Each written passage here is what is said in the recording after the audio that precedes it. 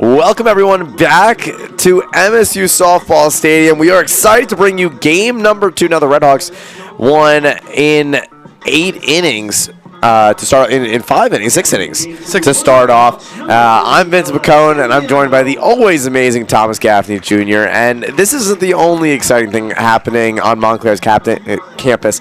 Tom, what else is happening on Montclair's campus? Well, SPTC 441 is Ooh, doing big a numbers. huge documentary on the flag football team here at Montclair State University. It is their first official season, and we actually have the trailer for episode 2. Here it is.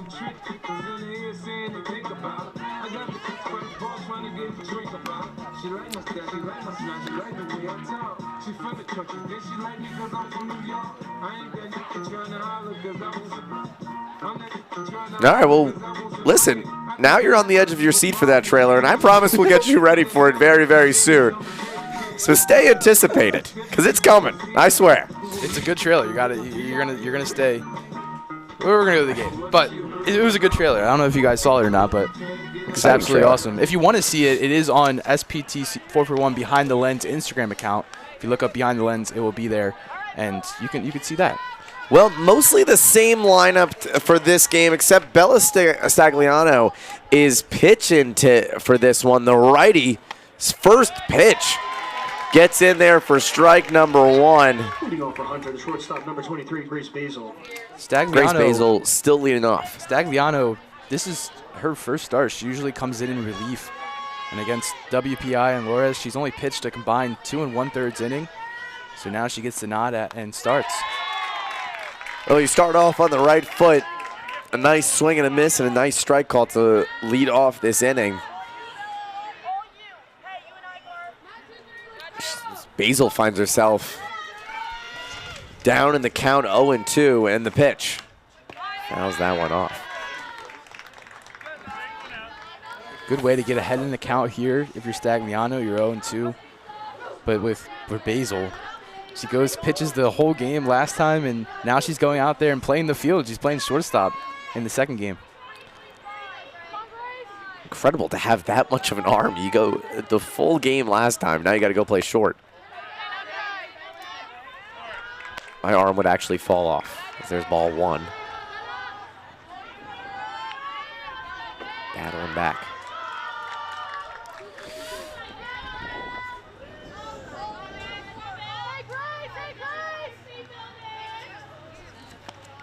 Swing and a miss, and she got her first K of the day. Started it off good. The pitcher, number 13, Abigail Bidinger. That's what you want if... Started it off on the right foot. That's just a beautiful strike. That's what you want if you're Stagliano. You're able to go out there and get a strikeout to start off this game. That's her first strikeout since her pitching appearance against WPI on March 10th. The big thing that we saw in the last game was, yes, they went. We saw Palmieri go so far into the game without giving up a hit. I mean, the first 3 frames were perfect for her, but no strikeouts. Starting off with a K is the way to go. Yeah, we've seen dominance early on here by these Montclair State pitchers, as we saw Palmieri last game go 9 up, 9 down. And Stagliano gets a first strikeout. Let's see if she can use the success of Palmieri and continue it. Little tapper there. And over to first base to Carly Ione for out number 1. Out number 2. Number 5, Adriana Ramirez. Let's look around the infield for these Redhawks. A little bit of a switch up. Still Palmieri at second and Mullen at short. Ione at first. And then Callie Kozinski is at third base. In the outfield, it's the same on the left side and in center, but on the right side, Jayla Vasquez takes the spot. And behind the dish, instead of Schneider, it's Dylan Bowles. Still in the DP spot is Jordan Hester. Now coming up, the 3-hitter, Ramirez, behind the dish last time, but now she's playing third base.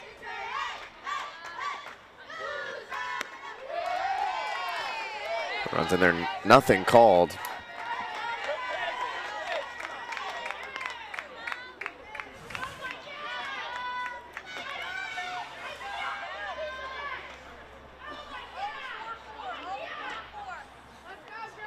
1-1 pitch. 2 outs. That one's fouled back.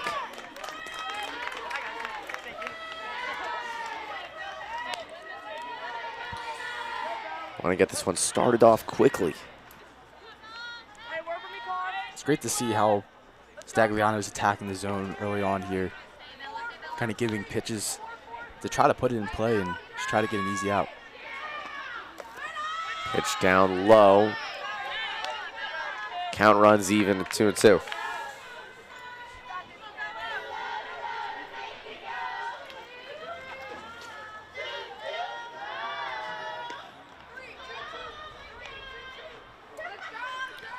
Two pitch, 2 outs.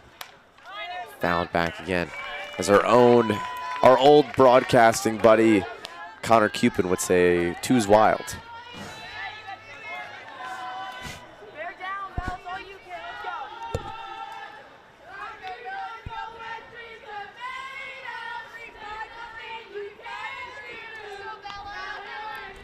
And the pitch.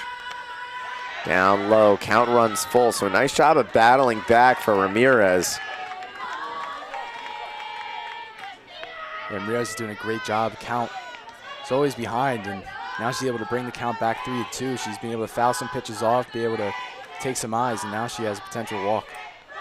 Full count pitch, swing and a miss. She got him. 3 up, 3 down for the Redhawks.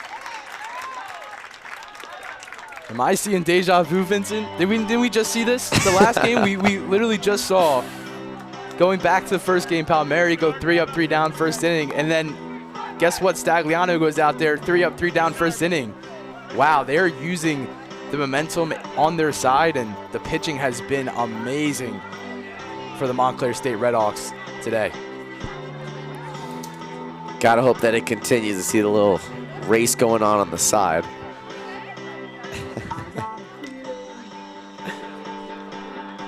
You just see there, it's a beautiful day on campus. Montclair, new pitcher. Well, you know her already, Abigail Benair.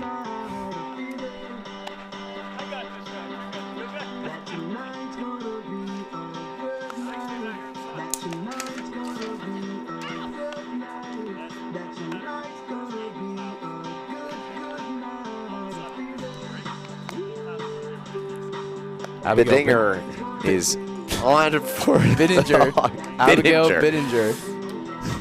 Need you to say that a lot. He did go. She did go against Sarah Lawrence in her last game, her last outing. 6 innings, gave up 2 earned runs. Very good strikeout pitcher. She had 6 strikeouts against Sarah Lawrence. She also had 4 strikeouts against Stevens. So if she goes ahead in these counts, got to watch out for that deciding punch out. Well, you got to meet the Redhawks lineup. Let's get to meet the infield and outfield and behind the dish for the Hawks. At first is Bowen. At second, Flores. Shortstop is Basil. At third base, Ramirez. And then in the outfield from left to right, Drowett, Thomas, and Rivera. And behind the dish for this game is Rosales, who is at third. So Ramirez and Rosales switch it up. And up comes the speedy Turner.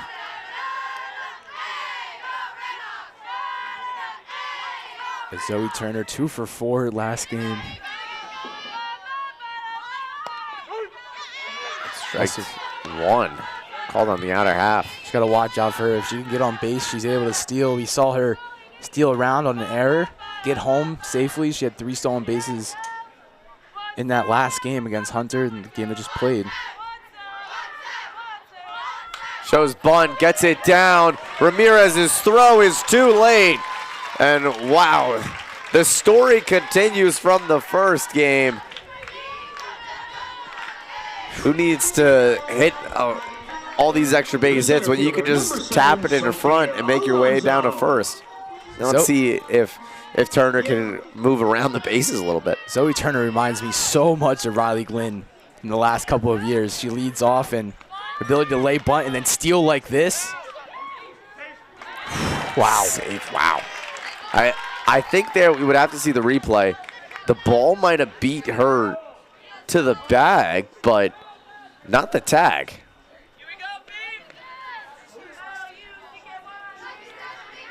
1-0.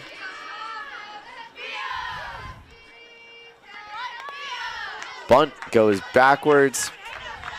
It'll be 1-1 on Alonzo. Alonzo definitely our player to watch today. Came into doubleheader hitting over 460.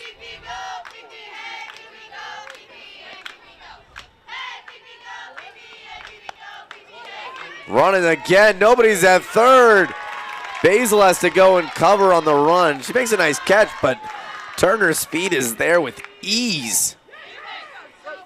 2 stolen bases already. This is exactly what happened in the first inning of the last game. She's able to steal around and get to third. Now you have a runner in a great position on the bases. That one's popped up.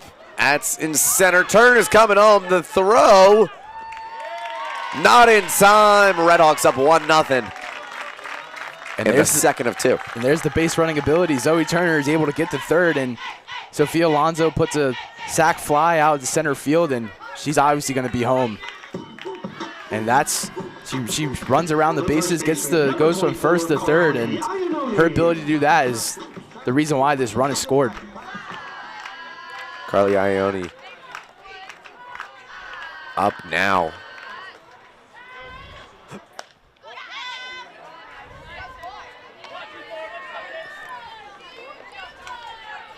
So she strike one, go past her, and you see that. There's the replay, and smooth slide by Turner. And with Zoe Turner, 17 stolen bags, 17 stolen bases on 17 attempts. She still has not been caught this season. She's just, again, going back to her, amazing base runner. On the ground. The pick by Basil, the throw over. Out number 2.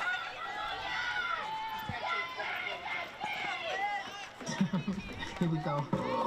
Bettinger is doing a great job, able to attack the zone, get something to hit. And you get, obviously, the run scored, but at least you get the out with Alonzo, and that one just a tapper over the Basil. You're able to get the second out. It's a great job being able to place the ball and get something in play for an easy out.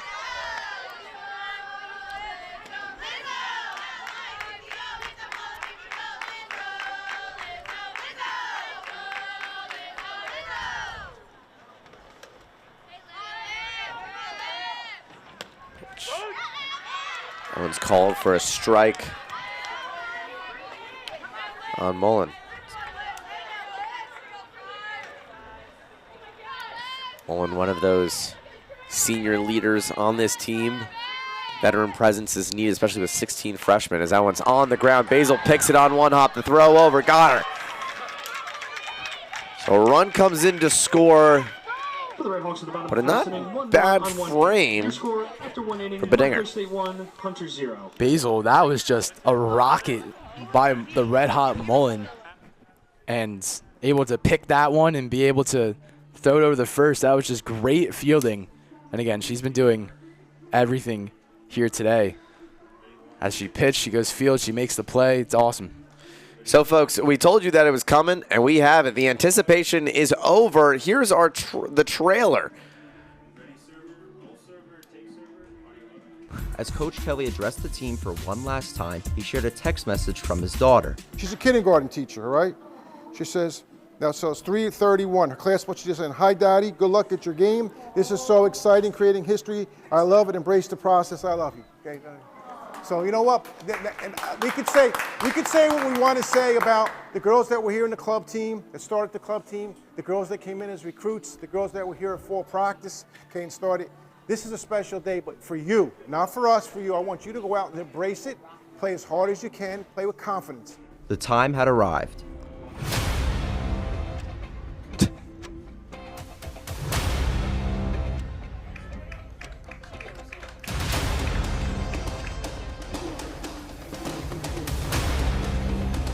And so had their opponent. The Mercer University Mavericks made the 1-hour trip from Dobbs Ferry, New York. This was their third game of the season. Montclair was playing its first.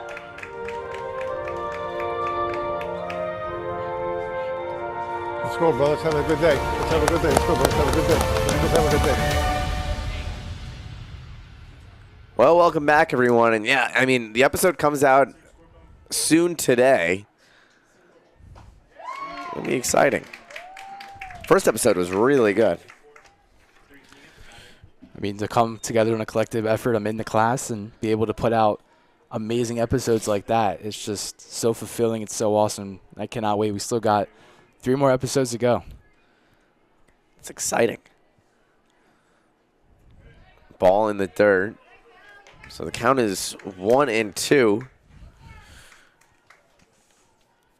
also in the future, if you do miss something, like if that first pitch is a home run, you have it on replay. Yeah. So you can always roll it back. Ready, one. Take one. Pitch swung on and fouled off.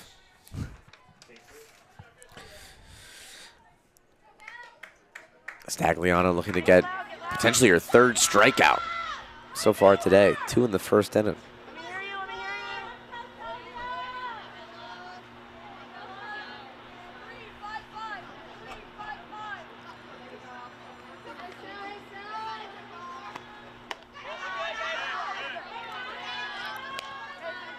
I like that pitch, but again, she just couldn't locate the zone. She tried the off speed, tried to get Rosales Rosenthal to try to swing.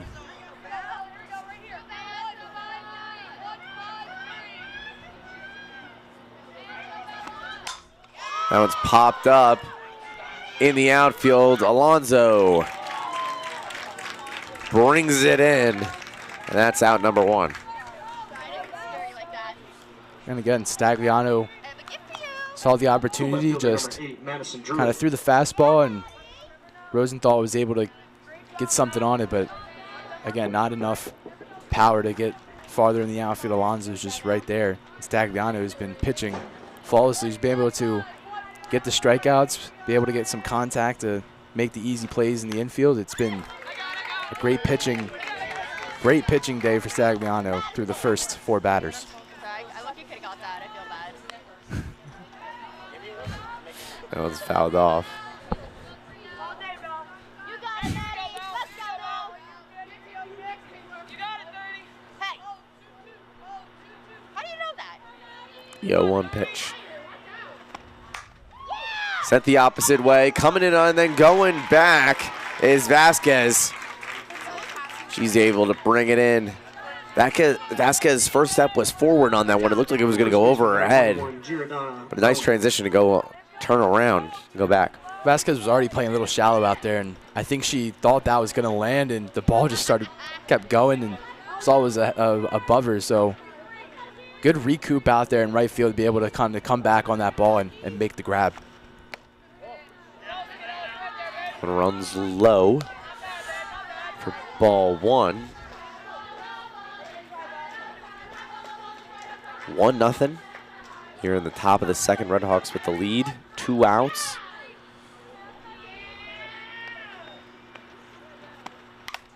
Ooh, that goes off the helmet of Bowles.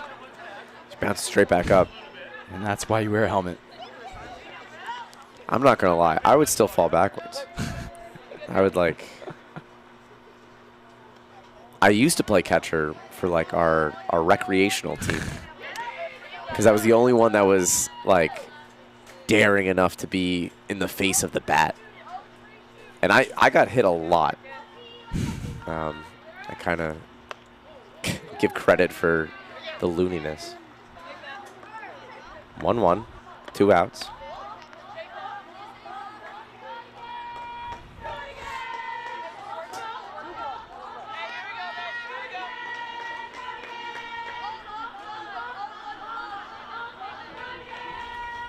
Two on, 2 outs. Upstairs. Stagliano down in the count, 3-1. And Bowen with a chance here to get on. It's a great looks by Bowen. She's able to kind of leave that one away, even though it was kind of right over the plate. But Stagliano finally behind. Well, Bowen walks, and that is now her second walk on the season, but an OPS of Center fielder number 15, Elizabeth over Thompson. 1,000. That's what you like to see. And 364.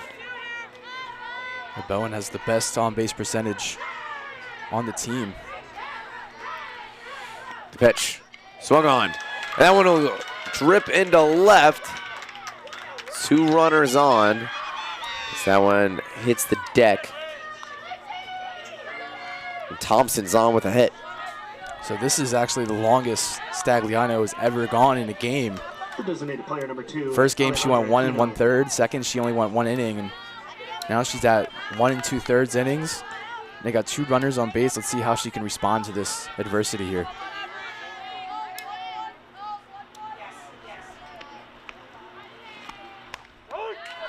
Strike 1. And with 2 outs, runners in scoring position.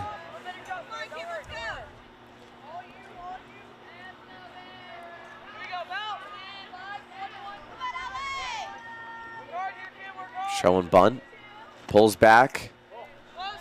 Take ball.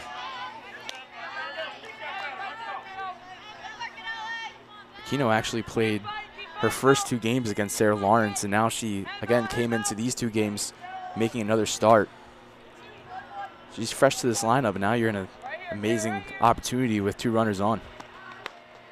You got to make the most of these ones. And there's strike 2. Down in the count. Stagliano 1 strike away from getting out of this.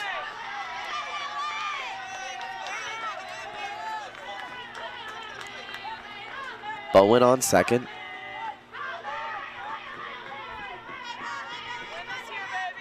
Thompson on first. The pitch outside. The count is even at 2-2.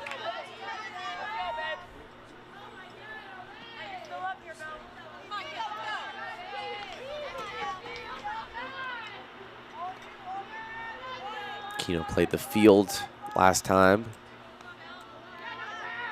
2-2 pitch. Inside. No call, and the count runs full. And Fans thought that one found the zone. That's the exact pitch you want if you're Stagliano. One, because you're up against a lefty hitter and you're watching that slap bunt. If you can get something inside, it's very hard for the slap bunt to kind of try to turn inside. Swing and a miss. Gets out of a jam. And we'll go to the bottom of the second. Still 1-0. And Hunter College has not been able to bring across a run yet. Stagliano was ear to ear on that one. That was just an amazing pitch. Here's the replay. Can't do anything about that one. And that's her 3rd strikeout of the day, and she fights through some adversity with 2 base runners on, and she's able to get out of that one. No runs scored. Stagliano is continuing the pitching dominance here today that the Redhawks have been giving. Well, I think that's just a perfect pitch to go to for a slap hitter. You're going on the outer edge. When you're a slap hitter, your job is to go towards the pitch with an out. So if you hit that outer side, by the time you're kind of moving this way, moving to your right to go to first base, the ball is way too far away from your bat. You'd be lucky to foul that one off. I wonder if they're going to continue to have her go out there. Just 35 pitches. Again, the longest she's ever went was in this game, 2 innings. So I wonder if they're going to continue to let her go. Leading off for the Red Hawks, the catcher, number 22, Dinger. Dylan Bowles.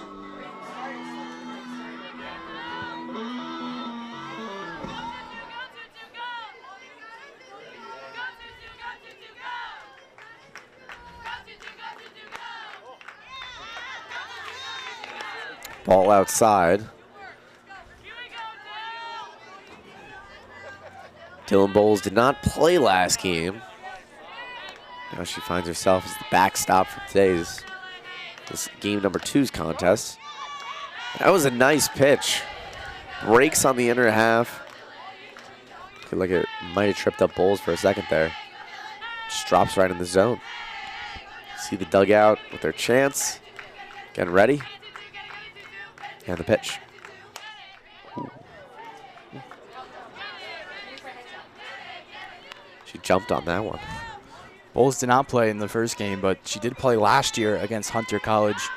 She went 2 for 3 in that game. Did she have a home run? She did not have a home run. That one goes the opposite way. But you know who did have a home run in that game? Jordan Hester, who is on deck. Oh, yes.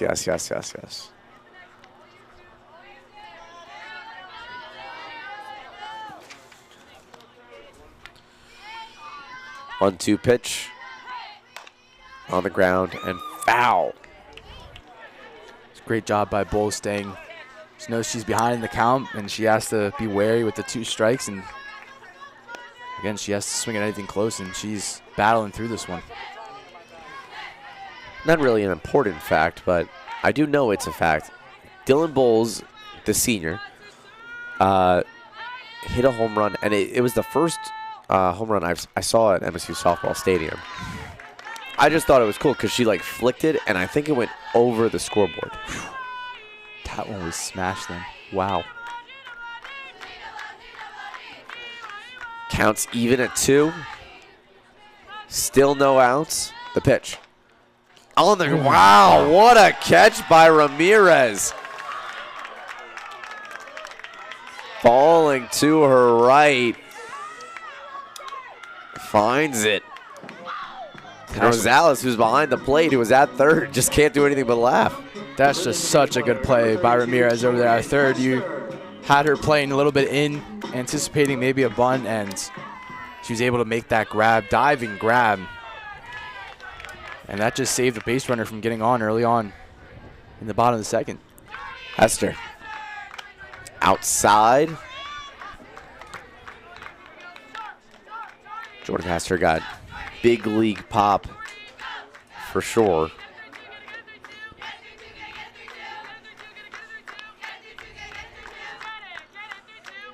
The pitch on the ground and foul. Hester's just trying to find her rhythm again. She hasn't gotten a hit since March 10th against WPI. And she's looking just to get that tally back on, trying to play in these games. She's back-to-back designated player in both games, just trying to get the bat starting to go hot again.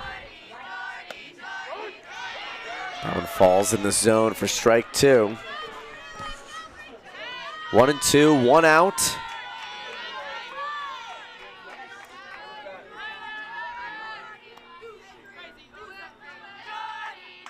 1-2 on the pitch. Outside. Thing is now you're 2-2. You got to try to bat around Hester because you can't give her something to smack out of MSU softball park. Hit the opposite way, going towards the dugout. And that one will drop.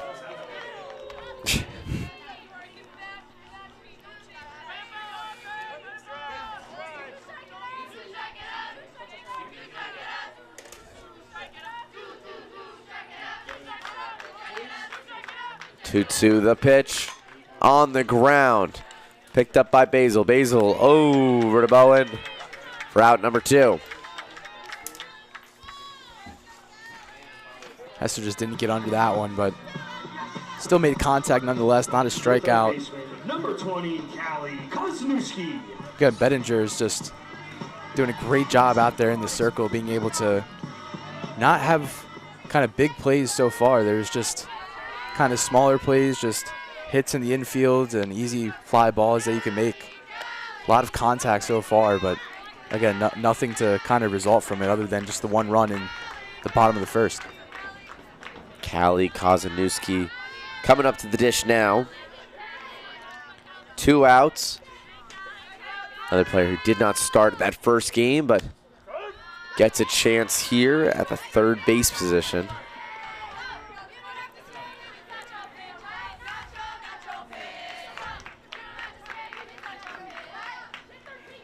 Kozniewski still trying to find her first hit as a Red Hawk. Outside.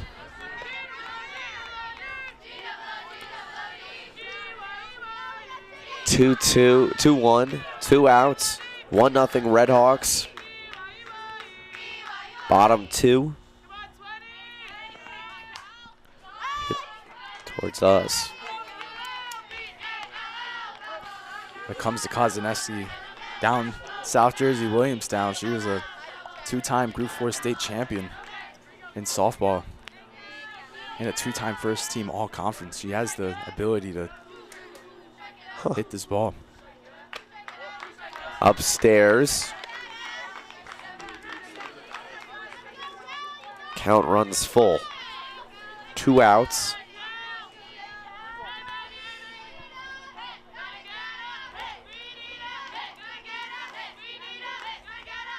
Ooh, that one runs way inside. Kozanuski gets hit in the back, and Baldinger. Looking like Zach Stearns out there, man. Zach Stearns over playing baseball. Leads the all in D3 and hit by pitches. But that's a way to do it. You just turn your back, just let it hit you, and you get a free base out of it.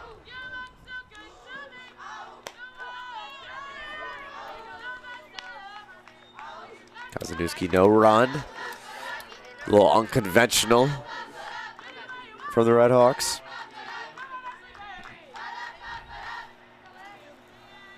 Oh, 1, 2 outs. That one's popped up on the infield. Oh, it's going to drop. Basil got her glove on it, but it falls in and out. And that's a great job by Kozaneski because, again, you got 2 outs. You might as well run it out. And she was at second before that ball even hit the ground. And here's the replay. That was just a hard play. It seemed like Basil they called it off and thought she had it, and that ball just kept kind of traveling towards third base. Well, Ramirez walked in to start off, which would be a good thing or bad thing, depending on where the ball is. But she walked in, and on pop flies like that, it's hard to walk backwards. So then, smartly coming in is Basil, but can't corral it. That one runs low.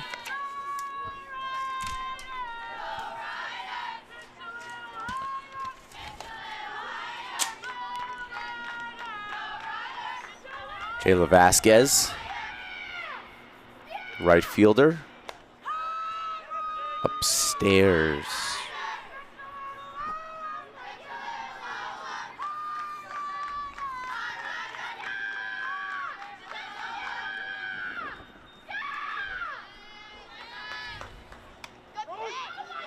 That one finds the zone, battling back from 3-0. This could be a great opportunity for the Red Hawks. If they can get Vasquez on base, if bases loaded, and you have arguably your hottest hitter today, and Zoe Turner up the bat.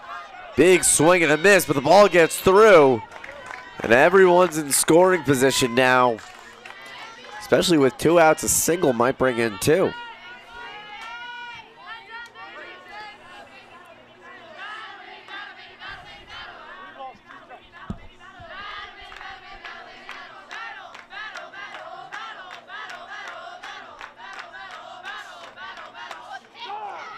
That one finds the zone and battles back. Well, you want anyone in a position like that, you just, sometimes you got to defend the zone, whether you think it's a strike or not. That was really close. Vasquez thought that was a free base over the first, and she saw that one, and that replay right there was the strikeout and the punch out to end the inning for Bittinger. And again, that one was slightly inside. That was, I think you need ABS on that one. I wouldn't be surprised if Vasquez tapped her head.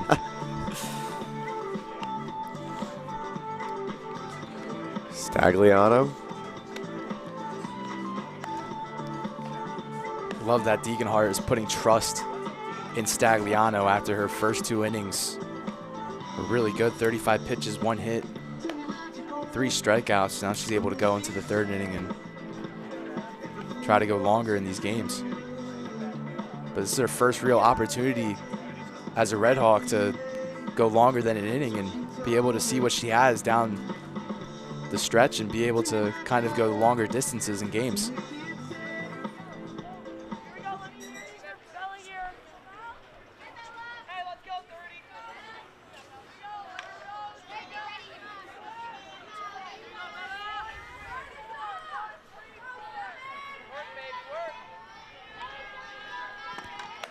Swing and a miss there. Leading off for Hunter, the right fielder, Bedinger. number 7, Amanda Rivera.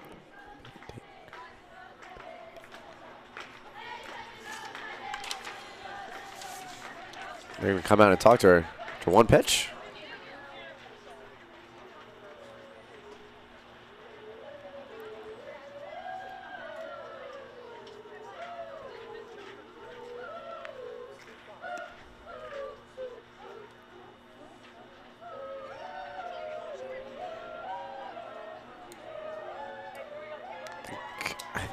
Might have needed a new arm sleeve for pitches.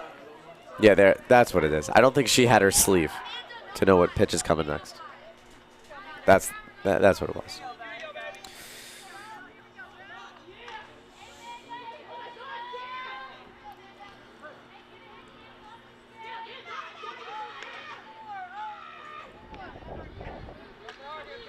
And the pitch shows low on that one. That one was close again. But again, that's where you want to put this ball, especially with the slap bunt hitter. You want to try to pitch around it. And the pitch runs inside for strike 2. 1-2 on Rivera.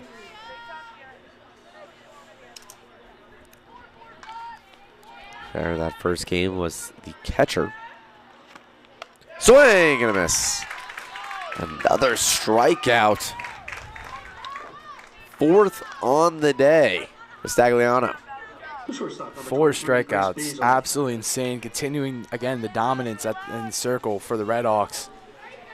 Just all these freshmen, they're just coming alive in this pen. You got Stagliano, and then last game, you had Palmieri, and then Tarabokia throws a no-hitter. It's just the pitching starting to come alive, especially down the end of your non-conference games. You're trying just to get right before you head into the NJAC season. This is the perfect time to heat up. That one runs low and 1-1 with 1 out.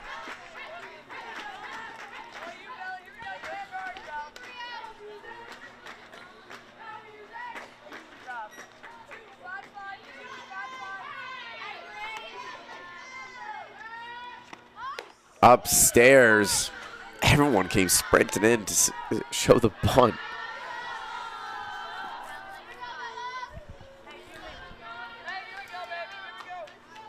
Basil, the pitcher for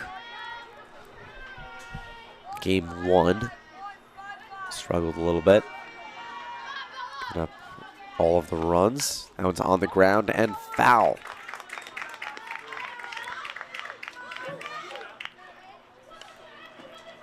Just insane that Basil's able to, again, she bats lead off. She went out there, pitched all 5 innings, and then out there in the field, she's playing shortstop. She makes an awesome grab, awesome pick play. She does everything. I can't believe she isn't tired yet. Well, I remember watching her last season against the Redhawks. That one runs inside, and that's a ball. But she went 4 innings. She gave up 8 runs. Home run, 2 doubles. But hitting, she struggled too. Going 0 for 5. But I do remember they let her off last year too. That one's on the ground and it'll go foul. She's doing a great job battling back though, and they've got a 3-2 count. And Stagliano is going to give you something to hit, so he's going to try to find that strike zone. You see the batter versus hitter. The duel of fates. And the pitch. Popped up on the infield. Calling it off is Bowles, and she'll drop it. Another life given to Basil. Hard one by Bowles. The sun is shining. He's up there. It's going to be hard to locate. Just unfortunate it hits her glove and just falls out. Gives Basil another chance. plays like that, you usually want to give it to the third baseman. Here's the pitch. Fouled off. I would rather have seen Kosanewski go and get that one. But Bulls did make the call off there.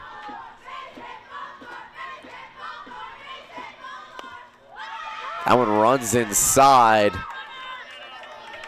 And a nice walk. Give it an extra life after Bulls drops the ball. Now the tying run is on with 1 out. That was just a great at-bat by Basil. She's able to stay composed behind the count a little bit, battled back. She's able to take a ball to win her base. That's just a all-around just great one. On the ground. 1,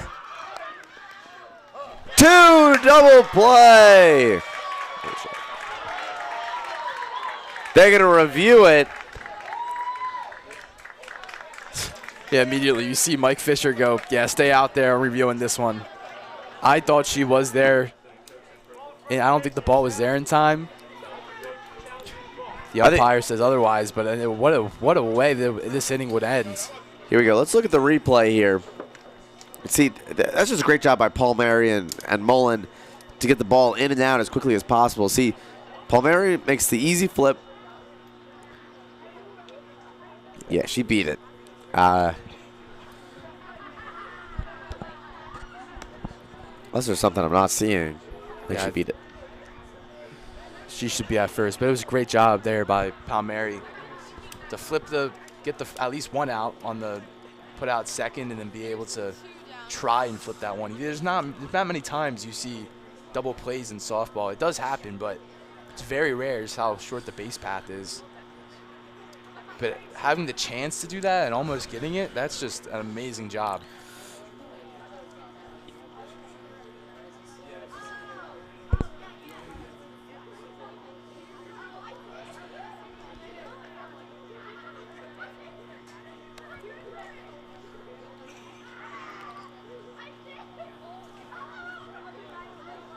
Let's look at that one more time here. See.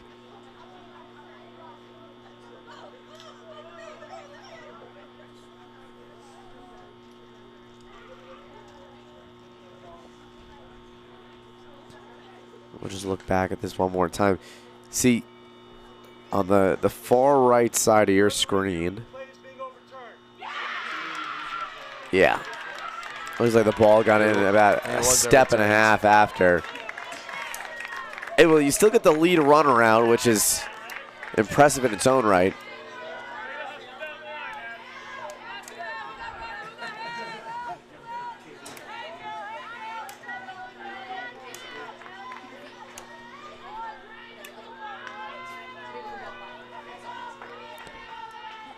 Pitch. Swung on the opposite way. Vasquez drops the ball.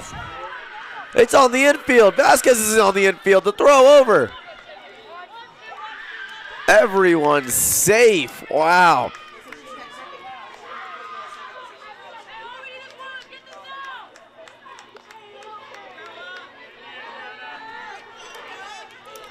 But that's just, again, hard ball there by Vasquez in right field. She's coming in on it. She hesitated just a little bit, and that hesitation is the reason why she just couldn't get completely under it. And unfortunately, the ball just bobbles. That ball almost came to first base. Could have been a play there.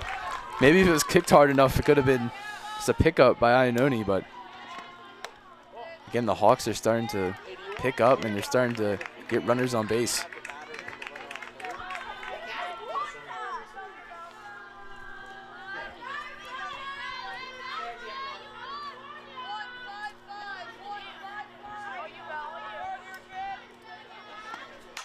That one's hit the opposite way. Vasquez will have another chance for it. She'll make the catch. That's the end of the inning. So they get the out. That was initially not there, but they get it nonetheless. This is a great job by Stagliano. Stay composed out there. You gave up back-to-back hits. You had a runner on second, or first and third, and you're able to go out there and punch out the last player you needed to. to retire the side. But again, I think Stagliano is very happy. She didn't give up a run there and keep the lead for the Redhawks 1-0. But again, looking at it, Hunter College's bats are starting to kind of pick up here, and maybe that momentum is going to shift over from what the momentum was on the Montclair State side than the first game. But that's what you need, just a couple of hits, just maybe, yeah, you got the hits because there's a little bit of an error, but again, still on the stat sheet, you're still on base, and you're still adding more to the totals. And again, if you can start heating up, you can potentially get ahead in this game. It's only a 1-0 ball game. Well, it's been 9 shutout frames for the Redhawks pitching.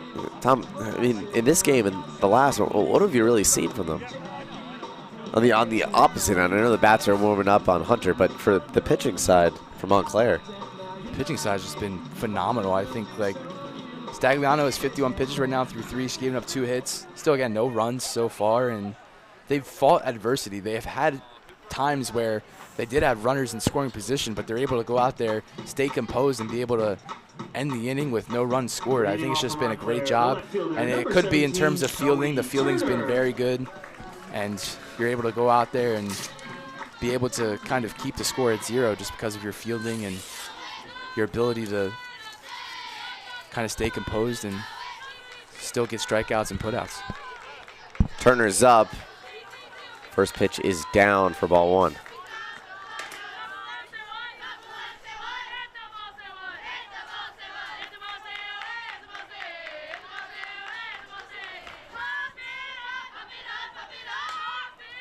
Wow, what a bunt!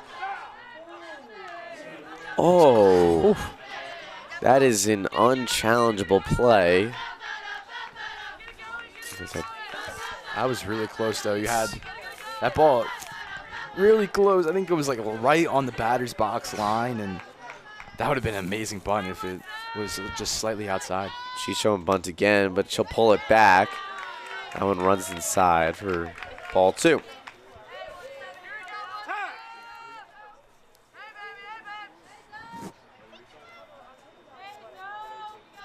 Let's see the replay on that one. It just, you can't really see it because it's in, the catcher's right there. But you can kind of see it kind of start behind, a little bit behind her when she was trying to take off and running. Upstairs, 3-1 now for Turner. Again, a threat that you do not want to see on the base paths.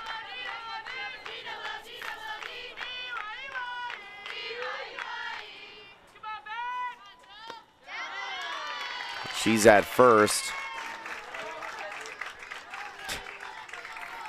Don't give Sophia Alonso too many pitches for her to be at third. I know, that's just, if I'm Alonso, I think by looking into this count, if you go up here, I think you just take the first 3 pitches and see if Turner can kind of steal around here. She's going. Bunt goes backwards.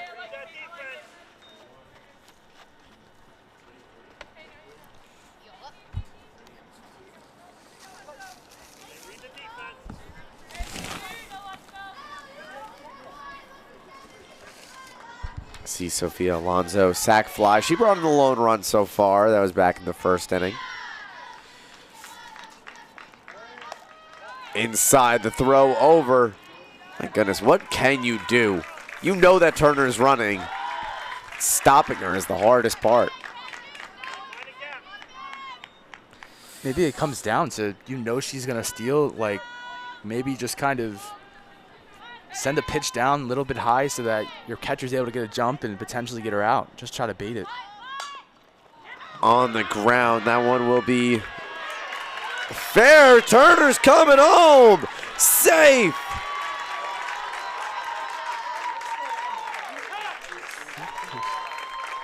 And again, it's Wow. Sophie Turner. She's been doing everything. It's the reason I personally think that never left the box. I think when I saw that ball was sitting in the batter's box, so I thought, yeah, they're bringing him back.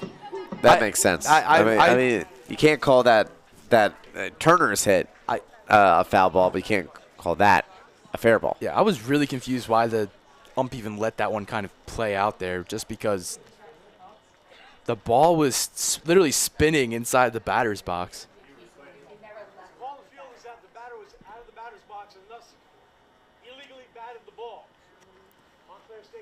See it? Yeah, he plays.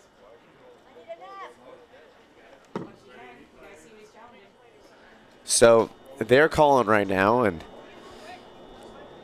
our own Justin Connolly is on the move for the replay. But Probably his 4th or 5th time here today. see there, they're saying that she was out of the box. So it would have to be that front foot. They're not challenging the They're ball. not challenging the ball. They're challenging They're the batter. challenging Alonso.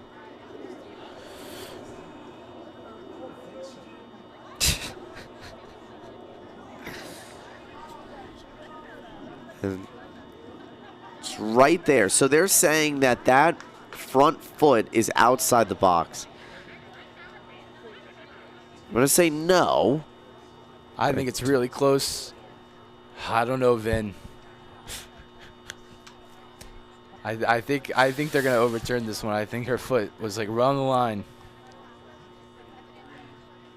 I think this is the problem. So right now they're checking out the cameras on the sides, and they're probably looking at the camera over on the top of the dugout. Oh, but he's just standing there. That's the home plate umpires with Justin right now. That is the home plate That's umpire. not the home plate. That Oh, it is the home plate The umpire. other, the first and third umpire. That's what they've been doing. They've been going, bringing them over. What are you gonna do? I think. But this is a call. This is costly because if they call it that she was out, then guess what? None of this run. Sophie Turner doesn't score. Goes back to. She would go back to to second. Well, Turner's would be back on second. I think Turner's going back to second regardless. Well, no, if it gets overturned, then they would count the whole. They would count the. But I don't know if they're counting it as a foul ball. I think they're counting it as a fair ball. Yeah. It just doesn't know if Alonso's out or not. Let's see.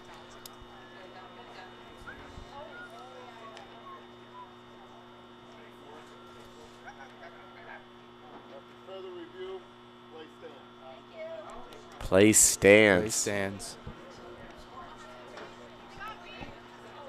So no. So Alonso's, it remains on first.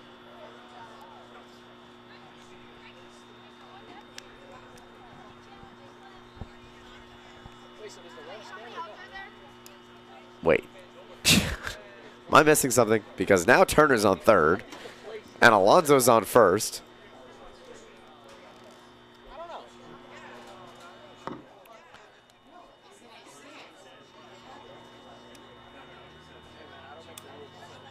Sheba's second, and I thought Alonso should be out.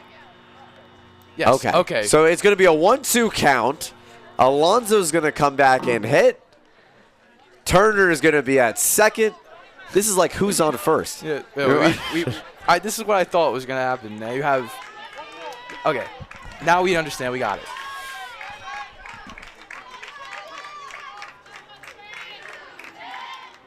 Ever see who's on first? No. Who's on first? I don't know. I'm asking you. Swing and a miss. Turner caught in the pickle. And she's just going to go back.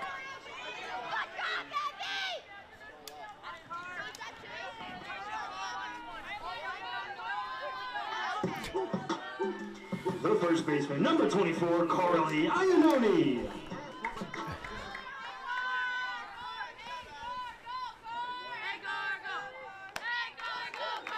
Outside. Turner is making. She's standing right next to Basil. Carly Iannone back up. Grounded out to shortstop last time. And that one swung on, driven to left. It is gone. See you later. Iannone puts a charge into this one.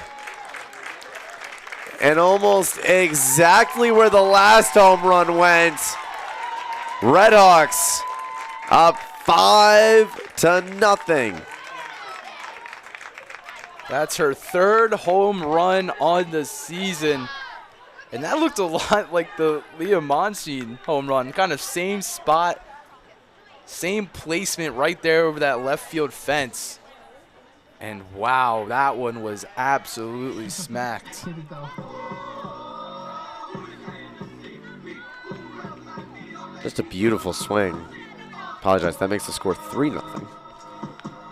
2 runs still on there from prior. 3-0. The shortstop, number 5, Liz Mullen. Redhawks. The nice lead now. And I mean, you said it to start off, Tom. Hunter College's bats are coming back, and it looks like this was going to be a close game. Well, the Redhawks are swinging it like that. Got to be playing a big part. That one will go foul, and it'll fall.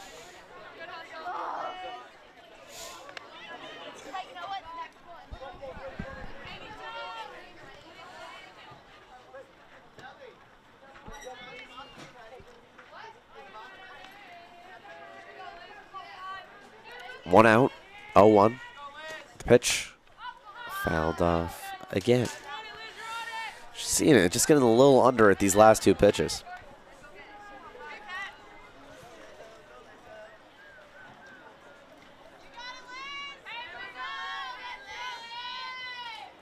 See how Bittinger responds.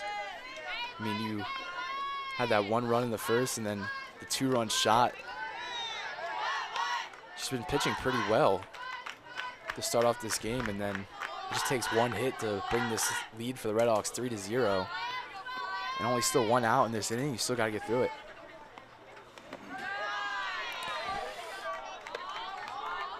And again, Bettinger just was ahead of the count, 0-2, and 2 pitches kind of down low in the dirt right now brings the count even. And again, you just got to kind of fight back in these scenarios. 2-2 pitch. Swung on. This one's popped up to left. It'll be good for out number 2. It's a nice catch by Drowett in left. Just got under it. Cool, calm, collected. The catcher, number 22, Dylan Bowles.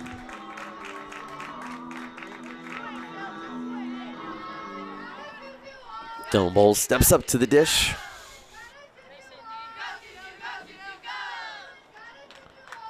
This one's outside.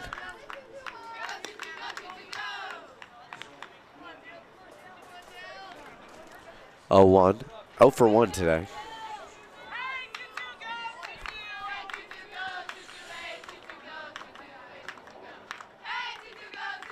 That one's hit the opposite way. It's dropping.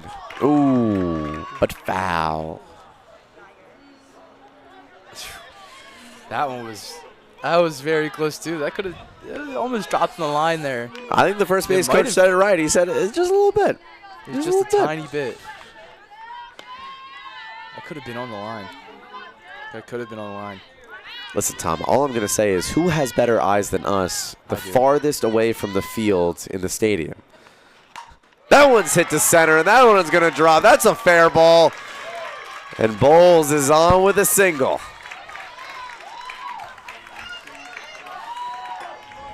This is a great job by Bowles. She got the contact. That last hit, unfortunately, just barely foul, and she stayed out there. Knew that she was getting the contact. Just got to even it out a little bit, and there it is, right up the middle, and she gets on base. Another runner on base for the Redhawks. Got 2 outs, maybe a 2-out rally here, and you got Jordan Hester coming up.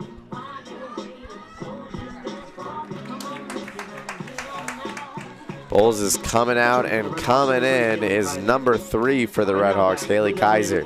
Came in last time. Jordan Hester. Hester coming back in. 0 for 1 so far in this one.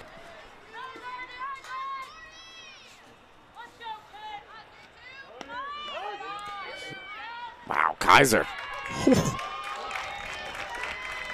I don't know if that was a slide as much as it was a fall. Yeah, she like dove for that.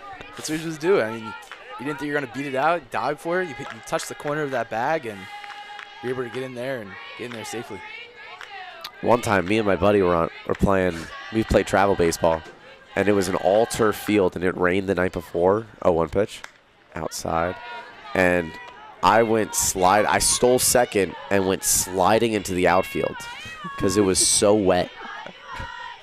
The base didn't stop your momentum or anything? No, it not at didn't all. go? I just went sliding. I was shockingly out. That one's popped up on the infield. Gonna make the catch. A little bit dramatic ending as Flores gets that one. And we're going to the top of the fourth. Redhawks lead 3-0 in this one. Oh my goodness. This is a great job for the Red Hawks. A little bit of a call there by the umps, so returns a run scored, and then you go out there, and Iannone gives you a home run, brings the lead 3-0. Great inning for the Red Hawks, but now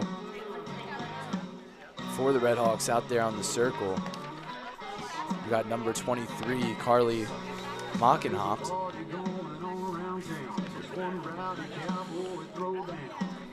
Yeah, Mockenhop from Morris Plains, which is actually right around my house. The junior right-handed pitcher.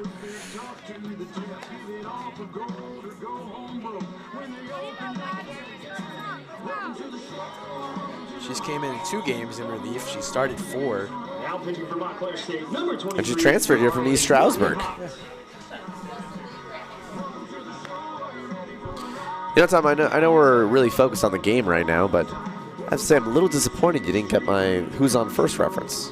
No, I don't get your With New Jersey legend. It's Abbott, Costello, and it's Abbott and Costello.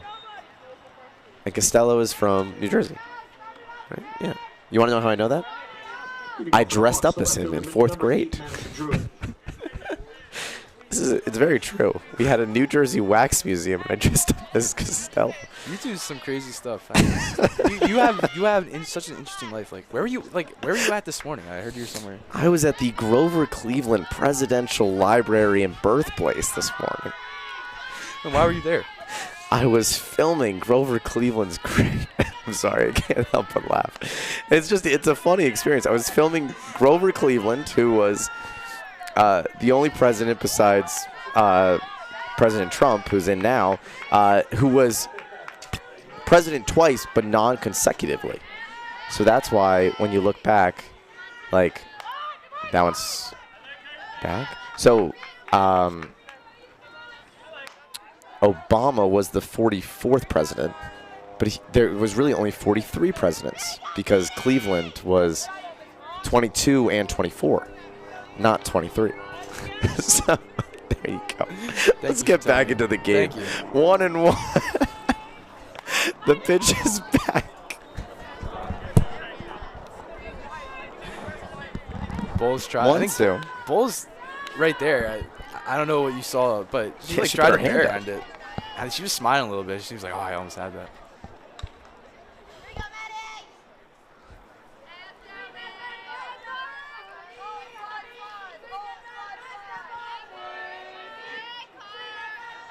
Swing and a miss there. Starting it off with a bang. Strikeout number 1 on the evening for Carly Mockenhop.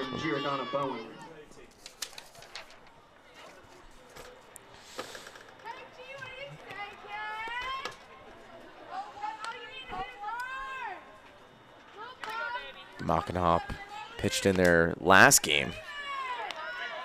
Tom said earlier. But I think her best performance that we've seen so far was against Aurora. 7 innings, 4 hits, 4 Ks, no earned runs. No walks either, which I think is most impressive in my book. That one goes the opposite way, and it'll be foul.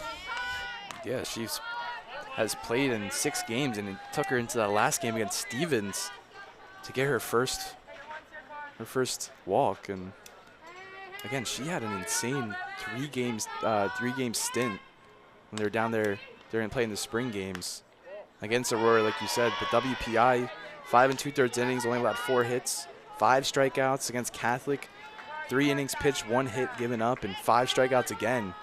That's an insane 3 games without giving up a single run. 1-2. God. Oh, my bad. Oh, strike. 2-2.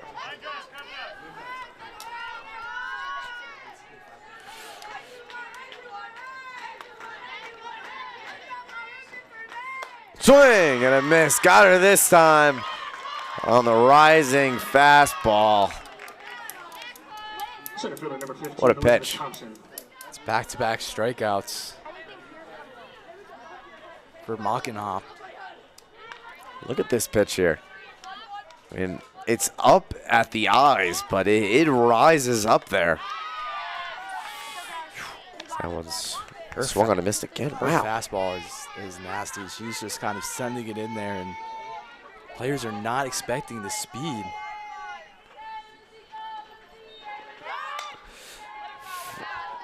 That one's going to roll foul for strike 2. The way Mockenhop's been able to kind of get ahead in these counts is amazing. Now you're 0-2 right now, and back-to-back Ks, and you have the chance to go 3 up, 3 down in this inning.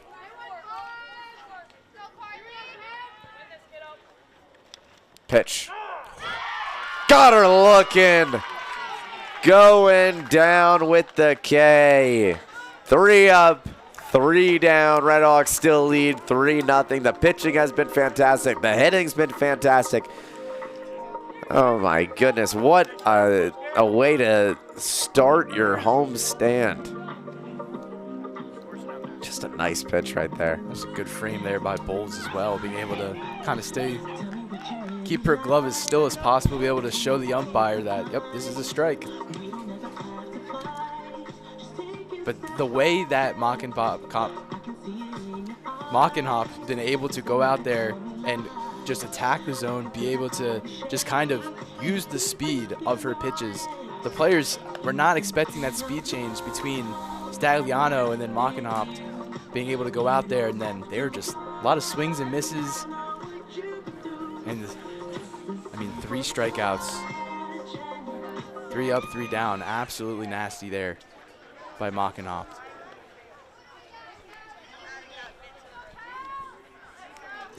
You know, for a team that scored a combined 22 runs yesterday, it's kind of shocking to believe that they haven't scored a single one today. Very surprising that both those games ended 11-3 as well. Yeah. They play out there at Randall's Island. Where is Randall's Island? Is that in? That's a good Google search. Where is Hunter's Island?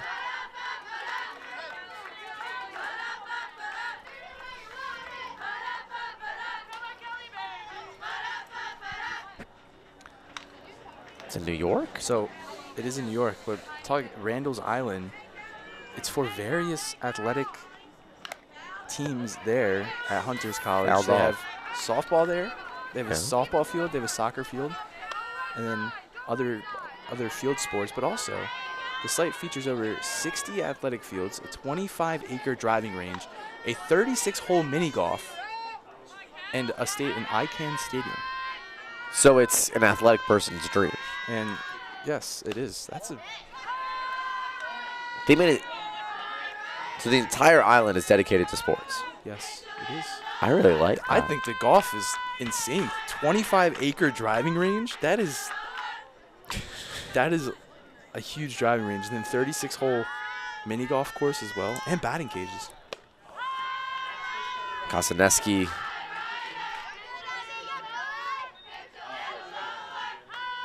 Watches ball 3 pass.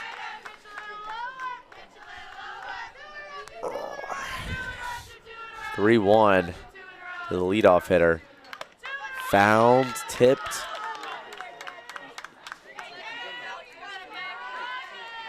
Full count.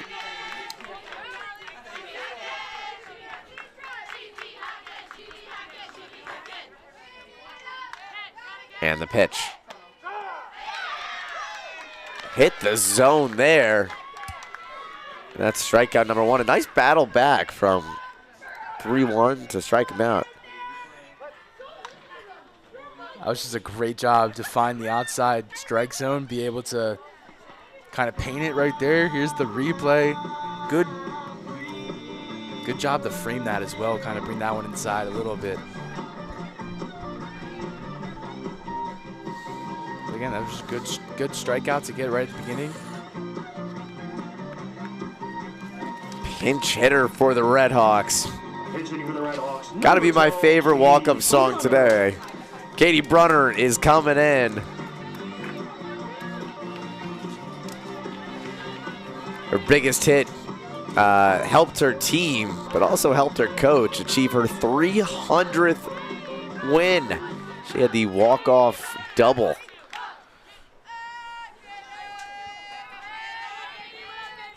And she's able Mercy to get rule walk-off double.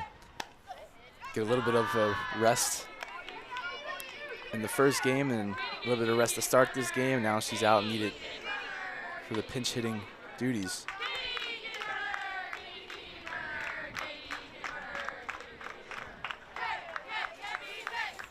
The pitch on the ground and foul.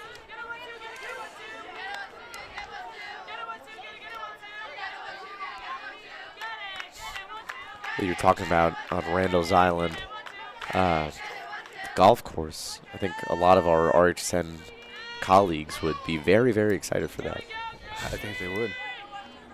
That one swung on. That's going to find the gap. It'll two up the wall. And Brunner with a stand-up double.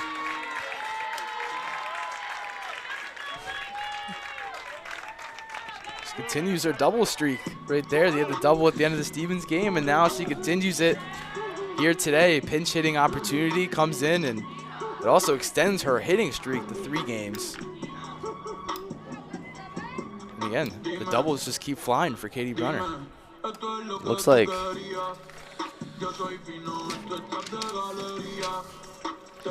Coach Fisher is either making changes or asking if Brunner was supposed to be in there.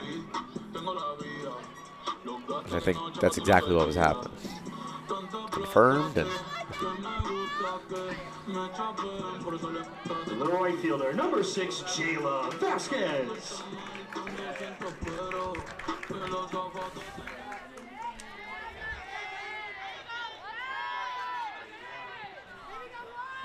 Brunner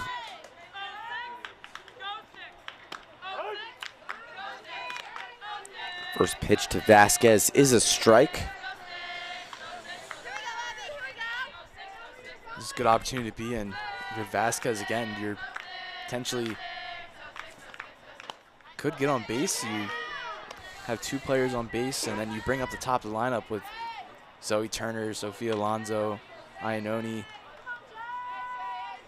You're able to turn it over with only 1 out. That would be amazing for this Red Hawks team. Pitch. Vasquez watches it pass for strike 2.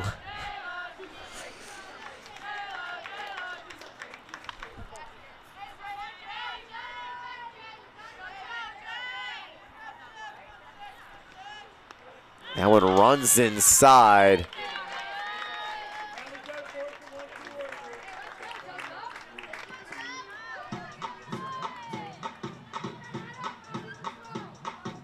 The left fielder, number 17, Oh, well, Zoe Turner. folks, if you watch the trailer, if you're really excited, I know I am.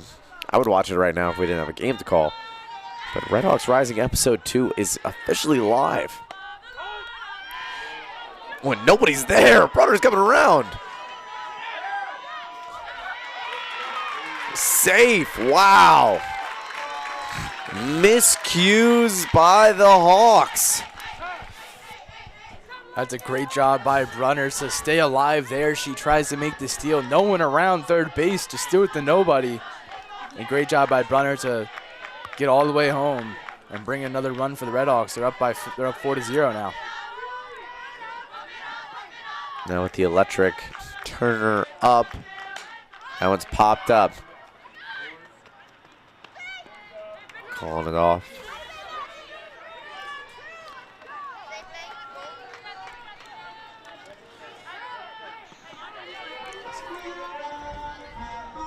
The center fielder, number 7, Sophia Alonso. Alonso comes up next.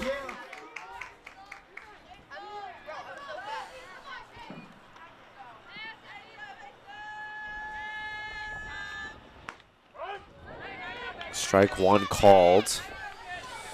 Alonso lost her 2-game hitting streak. His last game. Currently 0 for 1 with a strikeout. That one's hit up, and there it goes. That one's going to run. Alonso off to the races. She's going to third. She's going to pull the brakes at third base, and there you go. Getting out of a little funk. A nice triple to center. That's not something I can say every day. No, they're playing the shift out there in outfield. You had the center fielder, Elizabeth Thompson, kind of playing a little bit inside and to the left, and Alonso placed it perfectly out there in center field. Honestly, I think Degenart was being a little bit safe there at third. I wouldn't have been surprised if she waved her home, because I think she could have gotten there in time. This amount of momentum and speed she had. Here it is. Look, the shift's over there. You have Thompson now just going, trying to get it all the way back. Again, right there, Alonso standing safely at third. That's exactly how you wanted, an RBI triple.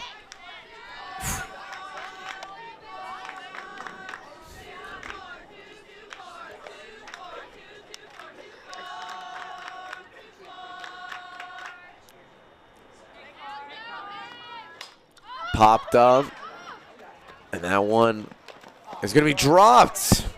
Well, we saw it with Bowles. Now we're seeing it with the Rosales. It's not many times you see the catcher keep their the helmet on, trying to go for a pop fly like that. She kept it on the whole time. I've been watching Phillies games for a while, and I've always seen JT just like chuck it anywhere he's can. It's upstairs, 2-1. The one thing I can, because there's different types of like catching helmets that you can put on. You can just put on like the small one, and you put on like the batting cap and everything. 1-2. Hit on the ground. That'll end the inning. But nonetheless, 2 runs come in to score. 5-0. After 4 innings, Montclair State 5, Hunter 0. It's a great job by the Redhawks to go out there and keep their foot on the pedal, just trying to drive as many runs as possible. And again, just a great job by Sophia Alonso with a RBI triple. Katie Brunner running the bases like there's no tomorrow, and she's able to get home off an error thrown to third. Just 2 good scores there for the Redhawks, and as they lead 5-0. You got Monkenhoff still in the circle after a great first inning. 3 up, 3 down, 3 strikeouts. It's really hard to replicate that 2 times. Well, the pitching staff has been great today, and it's been compiled of mostly freshmen. I mean, we talked about this earlier, that the 16 new freshmen, and they're contributing in a big way. I think this whole pitching staff, if you kind of go down the list here, they're all new faces. Jordan Tarabokia, Brooke McHale, Carly Monkenhoff, the transfer from East Stroudsburg, and as you saw, Dakota Palmieri go out there, Bella Stagliano started. They're all new faces here to this pitching rotation. Well, you lose so many. Last year, Brooke Biamonte graduates, Sage Rizzi graduates. You just go down the list.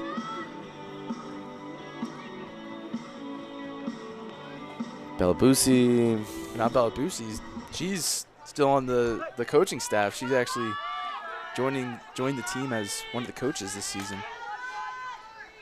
And she might be one of the working really close with these players, a lot of the freshmen, being able to kind of work with them and kind of replicate the success they had last year with the pitching staff and be able to kind of redo and recreate the success they've had in past seasons.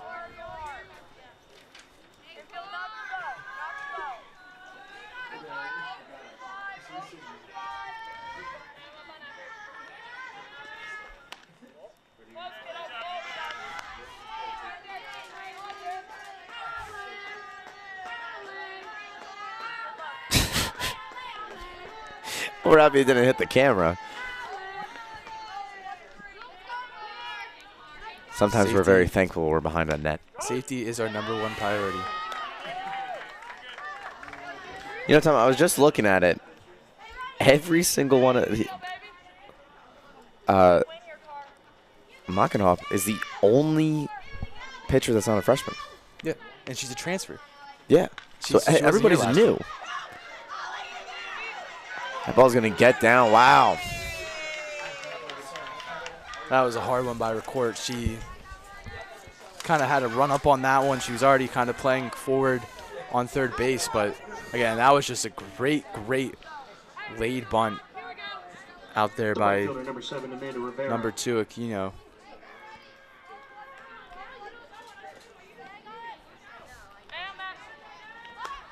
Ooh, high punt up in there. Well, that's definitely going to be an interesting topic throughout this season is, you know, whole new pitchers, whole new staff. And you already had one third no-hitter. Yeah. That's how insane it is. Yeah.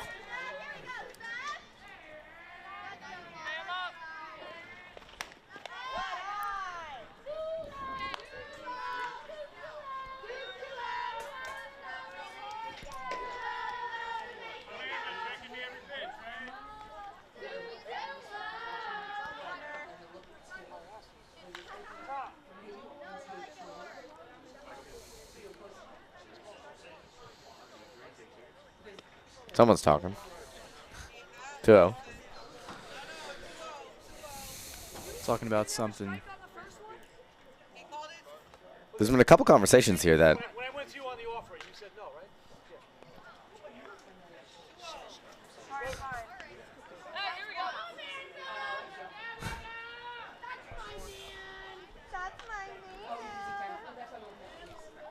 Oh, and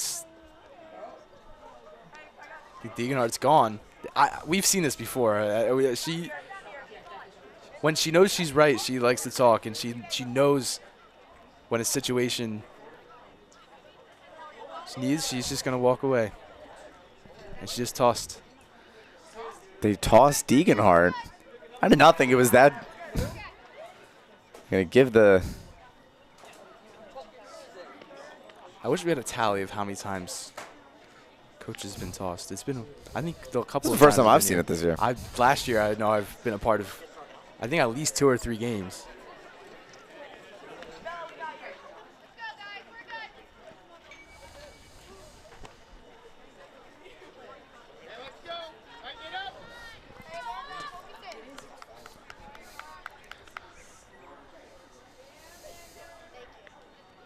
For any of our viewers, Coach Nicole Degenhardt just got tossed.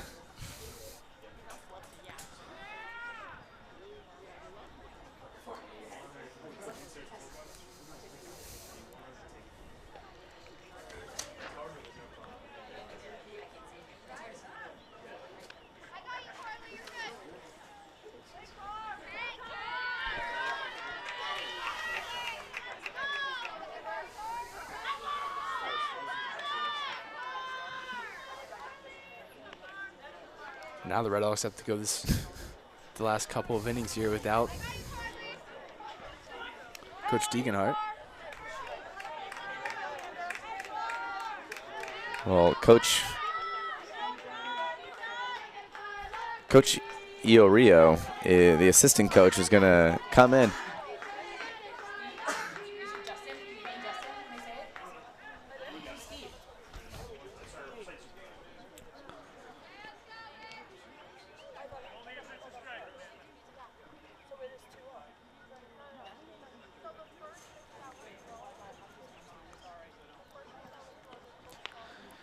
Well, this is like Mormon Wives tea. You see Secret Life of Mormon Wives? It is full of it. I heard it's getting canceled. There is it not? drama everywhere. No, The Bachelorette's getting canceled Bachelorette's getting because of Mormon Wives. Yeah. Okay, well now we're back. The score is 5-0.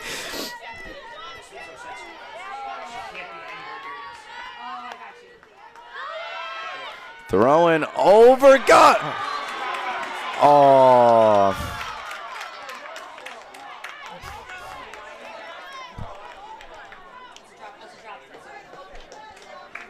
That was just hard to make. I mean, I think Bowles got a good jump on it. She was able to get it, throw it down, but Wait, but here it is. she tipped it. Am I missing something? Is she not to? I think it dropped. I think.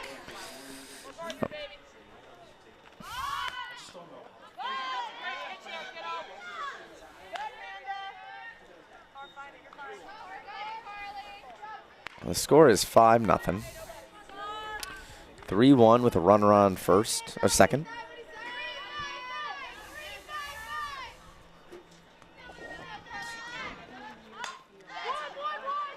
Put down, and there's an out. Runner on third, though, with 1 out. Hunter is on the verge of scoring their first run today. Yeah, that was a great job by Ricourt. She's able to come up on that one. A little bit harder of a bunt. Was able to make the throw in time. He got 1 out.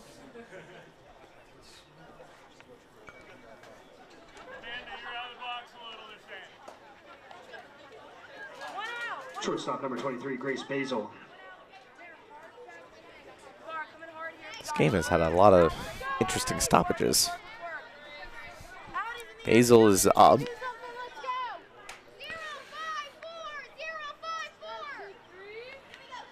Shows bunt, will pull back. That one's just outside.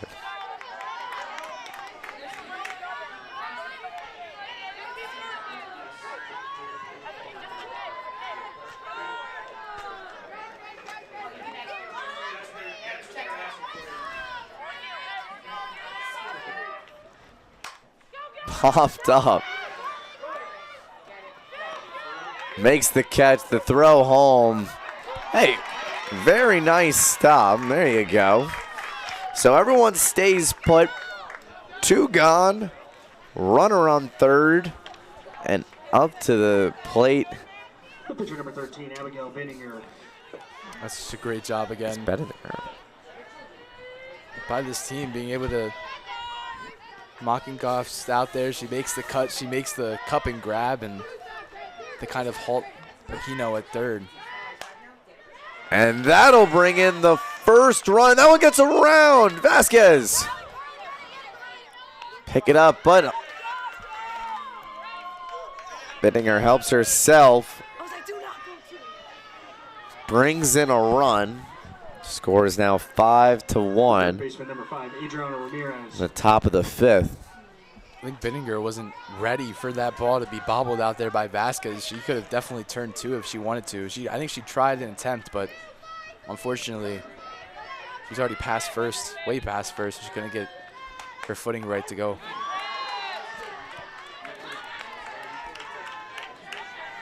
Here's a replay of that hit by Bittinger. It's down. There's the Vasquez bobble, but keeps Bittinger at 1. Pitches upstairs. 1-1. 2 outs still. 5-1. Here at MSU Softball Stadium. We're proud to bring it to you from the Red Hawk Sports Network and Hawk Plus. Swing and a miss there. 1-2.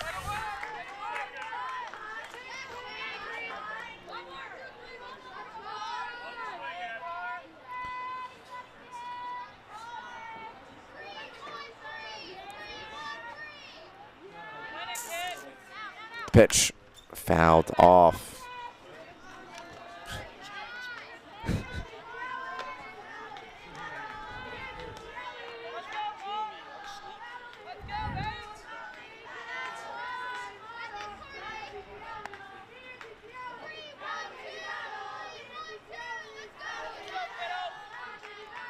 One, two. Got him looking. A run comes in to score. For Hunter in the top of the 5th inning, 1 run, 2 But hits, nonetheless, and 0 left on base. 5-1 going into the bottom of the 5th. That's 8 combined strikeouts today between Stagliano and Mockenhoff. Just what a good pitching class we're having today between the two. And also going back to the first game as well. with Palmieri. It's just been an amazing day inside the circle and being able to put players out and limit the runs. Only 1 run scored between the 2 games.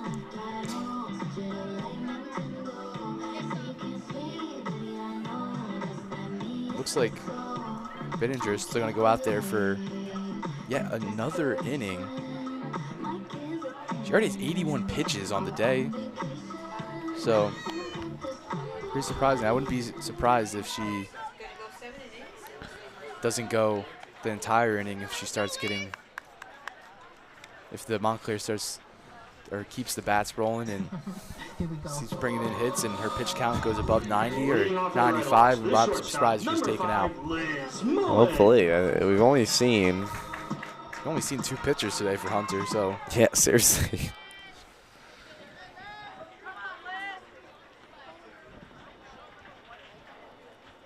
Pitch upstairs. The Redhawks have only failed to score in 2 out of the 9 innings that we've seen them hit in so far today.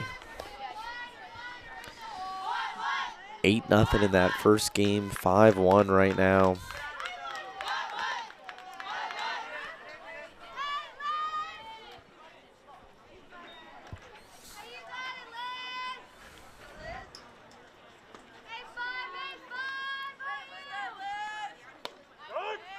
Strike 1. 2-1. Makanov. And there's the current standing coach, Richie Orio. That one's popped up.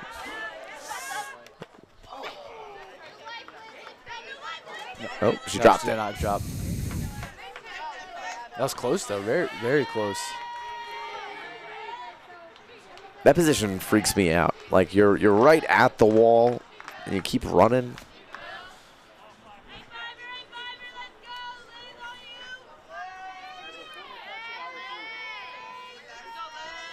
Two. She's been throwing heaters straight to Mullen. That time she tried the off speed, just couldn't get it down. Try to get her to chase, but this is a great job by Bittinger. She can get this punch out. The pitch. Fouled off the other way. Ooh. There's a guy standing on the top row of the stands. His intrusive thoughts did not get to him because I would have jumped for that ball. And you would have fell behind it. Yep. Full count. The pitch. Popped up on the infield, falling. Oh! That one's still fair. Wow. Oh my goodness. And it happens sometimes when you're running back on the ball with your head up, with the glove kind of in front of your face. You're not really watching where your feet's going, and sometimes it happens where you kind of trip over your own feet. And here's the replay right here. Bittinger running back on it. She's kind of going forward just a little bit, and then she realizes she has to go backwards on the ball, and she just falls just a tiny bit, and that's going to be... Hey, you got to give her props. She kept the glove up the entire time. That glove was up. She almost made the grab on the ground. I think that would have been an insane play if she did. What? So, can you... Oh, we need the replay again, because I want to see if, how was that a foul anyone ball? touched the ball. Because if no one touched the ball, then it is a foul ball. That is actually so surprising. Let's look at that replay. I need to see this replay again.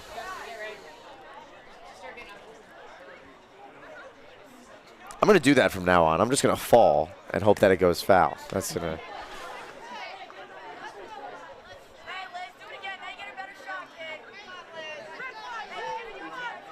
I guess there's not...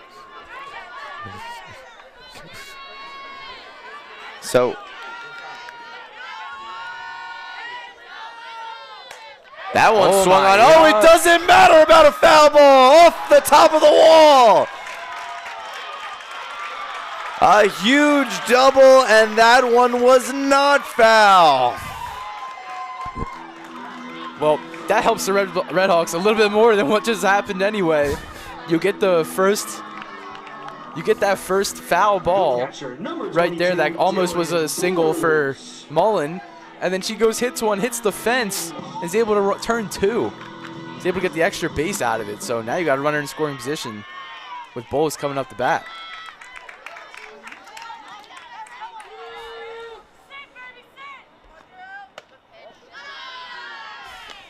I guess you could say, ball don't lie. Ball don't lie.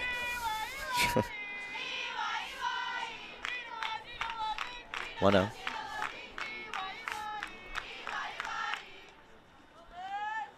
On the ground, but foul.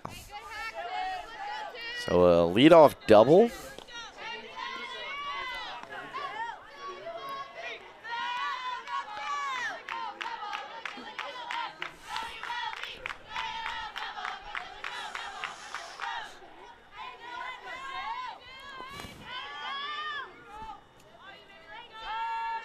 One. Swing and a miss from Bowles. Here's the foul ball that was on Mullins' first hit. All right. I think it hit that Bittinger. hit someone. I think that hit Bittinger. I don't think anyone's complaining about it because the next pitch was a double, but Yeah, it actually works out in the favor anyway, so.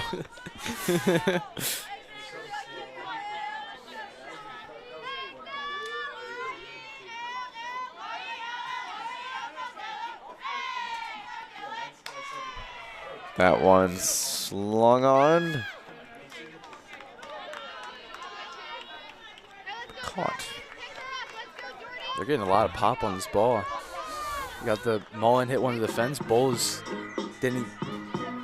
Got a good contact on that one. Just Eliminated player number 32, the left fielder, Hester. Madison Druitt, just playing at the right position.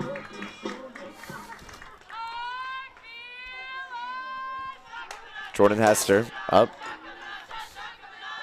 The pitch outside. Mullen is not scared to make a mad dash over to third. So hold it back.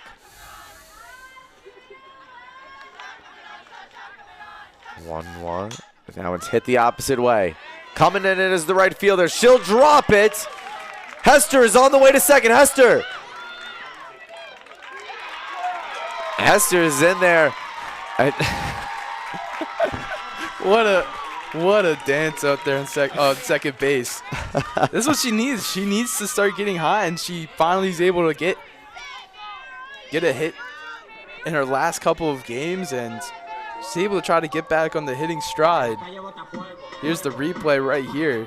Again, she hasn't had a hit since March 10th, and finally gets one.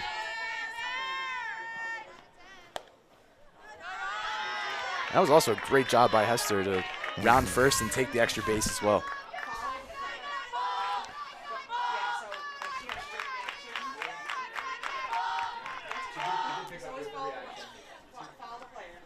On the ground, a run's going to come in to score, and Hester's on the way to third. So the out is recorded, but it's all right. They get the run back that they lost in the top half of the inning. And the score is now 6-1 here in the bottom of the fifth. The second baseman, number 2, Ashley Palmieri.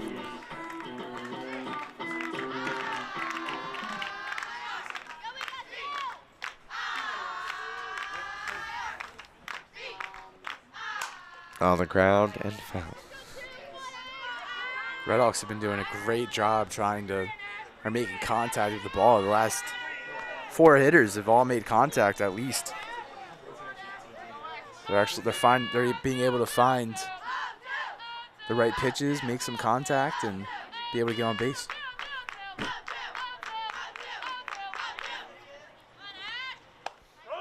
One falls in there for a strike.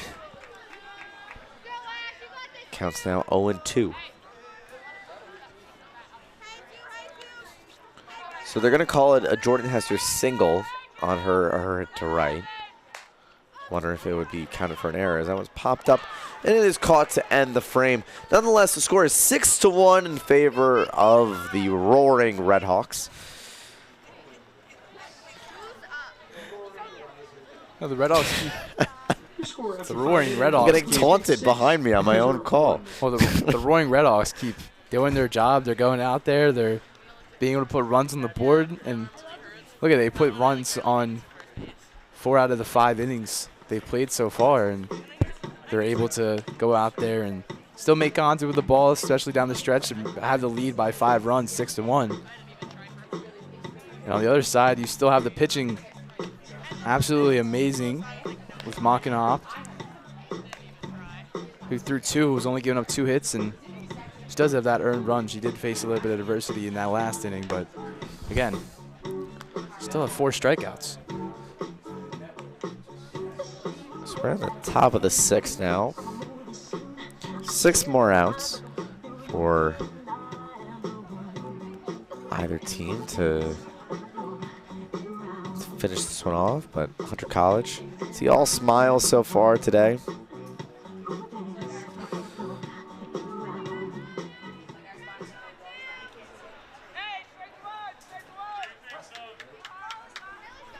Leading off for the Hawks, the catcher number 24, Sonia Rosales Rosenthal.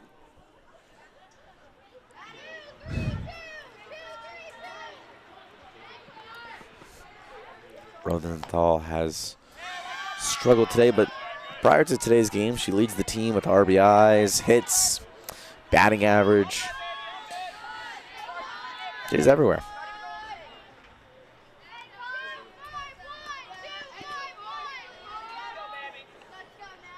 Wano. That one's outside.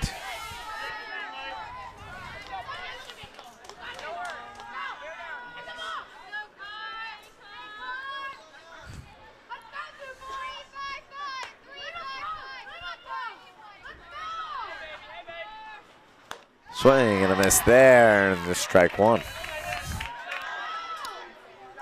The speed that Mackinac has is actually, it is amazing. The way she could put some speed on that ball and still be able to find his zone, and the batter's just like not ready for it. That one goes the opposite way. I think we've seen a lot of speed changes in this game. You know, every pitcher, none of them have really looked the same or had the same action on breaking pitches or their fastball. We started off with Palmieri, who's kind of a pitch into contact.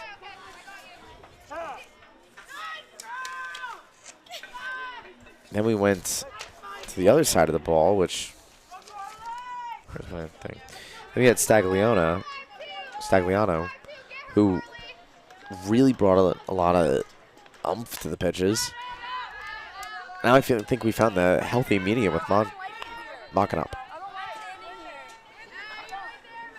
And also with the batters, they're going from, I think, Stagliano, who, again, like you said, not as much speed, and she locates her pitches with, she tries to locate her pitches more and try to use a little bit off speed, but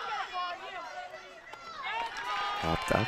with Mackinac, she kind of goes out there and just, she throws him down the zone, and she tries to kind of put some speed on that, and the batter's just not ready for it. A lot of fouls in that at bat.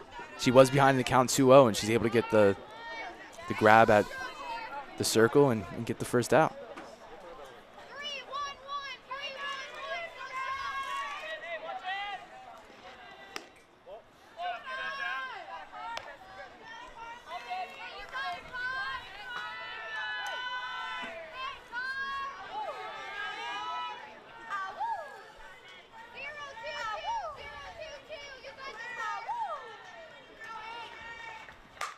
That one swung on the opposite way. Vasquez will make the catch for out number 2. Again, great job by Vasquez out there, right field.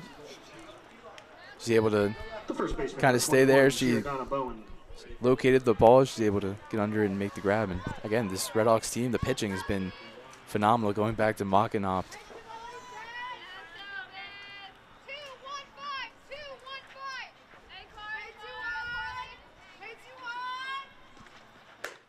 Upstairs on that one. 1-0. 2 outs. Here in the top half of the 6th.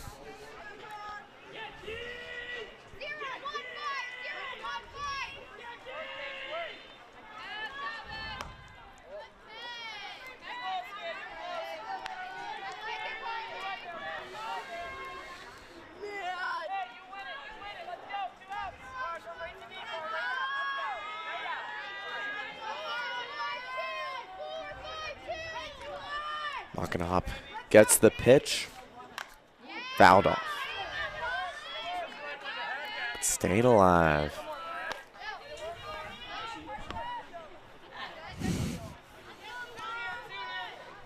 Love that song. You know what they use. Is that your favorite song? Bee Gees song? No, you know what they use that song for though? Have you ever seen The Office CPR? They're staying alive. That's the beat you use for CPR. It is. And you are CPR certified. I am CPR certified. Look at that. If in the next 2 years I go into cardiac arrest, I know Thomas Gaffney will have my back. Yeah, only 2 years though. Well, you're not certified after 2 years. It's 2 years and you got your recertified. There you go. See, I remember. I was certified in 8th grade to 10th grade. I am no longer certified. 3-1. 2 outs.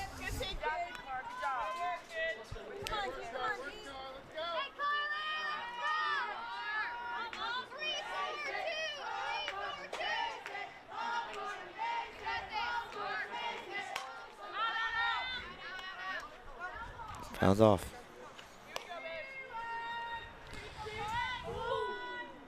So full count, 2 outs.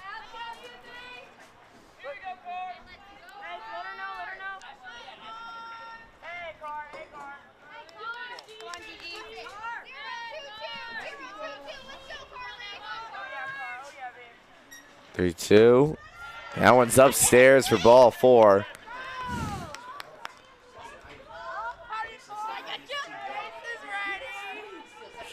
She is pumped up. Bowen was pumped. That was a great job to battle back in that count, be able to go out there and get full and still hit a foul ball and stay in and battle back and get a walk and get over to first.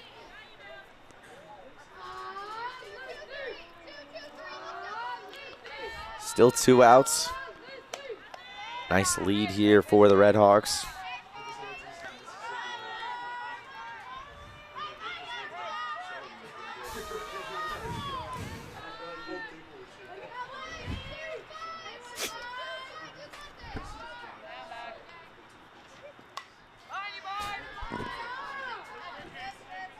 Foul ball. 1-1. The net wasn't here. I could have caught that. The net wasn't here. You could have caught that. Yeah, call me Spider-Man. One time we were at MSU, at Yogi Berra Stadium. The ball went over the press box, hit something back, and then went into the press box and hit me on the back. Our well-known TD, CJ Staniak, has confirmed this. CJ thinks it's so easy to call games, but he's just TDing right now.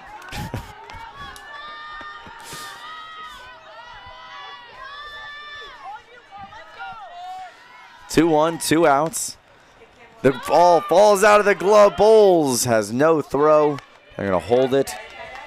3-1 with 2 outs. So far today, in this game, with 2 outs, Hunter College is 3 for 8. It's heading well over that 300 mark. Almost hitting 500. There's a good pitch. Strike. Good pitch by Makinop. She sees it right now. You got 3-2 count full, but you're kind of losing. You're kind of losing your stride right there. You couldn't find the zone. You just got to kind of just place it in there and just give him something to hit maybe. Pitch swung on and fouled off. Especially with her speed, I feel like she can just kind of throw something over the plate and either something like that would happen where the ball is fouled back, or maybe you put it in the play and you're able to make a play out in the field. 3-2. Again, fouled it off. It seems like that's what she's going to do. She's going to just keep attacking the zone using her fastball.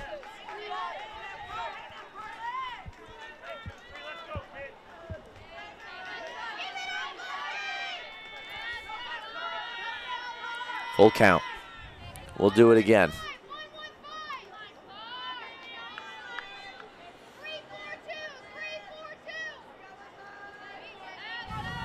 The pitch.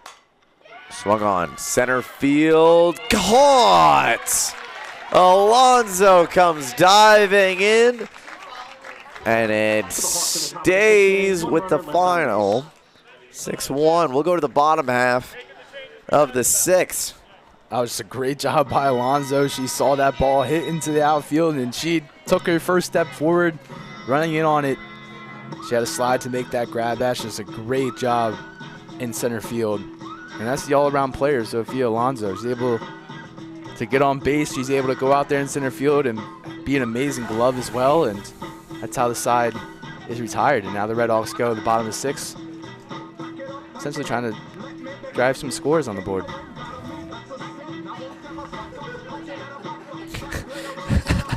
Well, we have insider information that Coach Degenhart is still here, but not close at all. Don't worry. That's an amazing. That's great.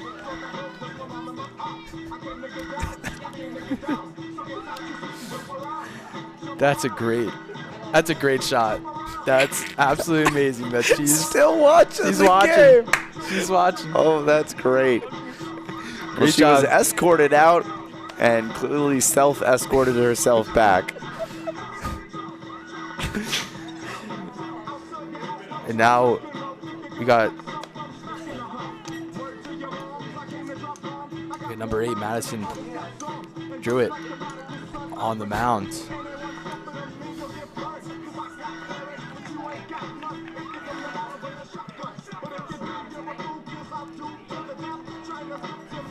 Druitt has one pitching appearance against Stevens. She pitched 2 2/3 innings. She gave up 10 hits and 11 earned runs. Can we just talk about the pure awesomeness That's just that Coach that- Degenhart is just standing out there ominously? She has to watch her team somehow, and if that's the only way she can watch her team. It's a good view, too. I don't think it's that bad of a view.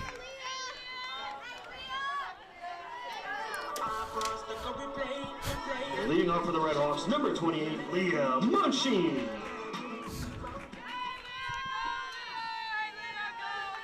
Leah Munchine. Pinch hitting. She'll see strike one. So, as Tom mentioned, Madison Druitt.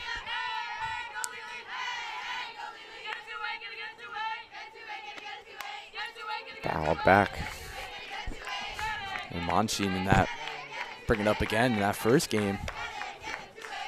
She has a home run, kind of in that same spot where Ainoni put it in this one.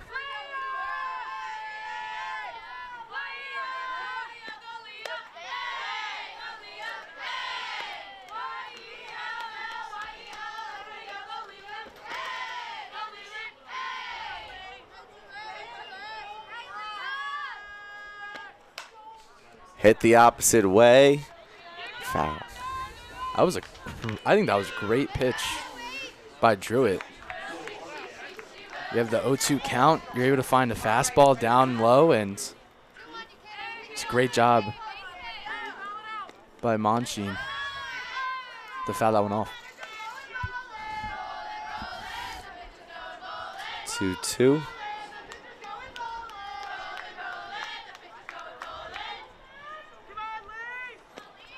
Swung on, driven. Over to left, and that one's going to fall foul. I think she tried to hit that one to Coach Degenhart up there on the hill.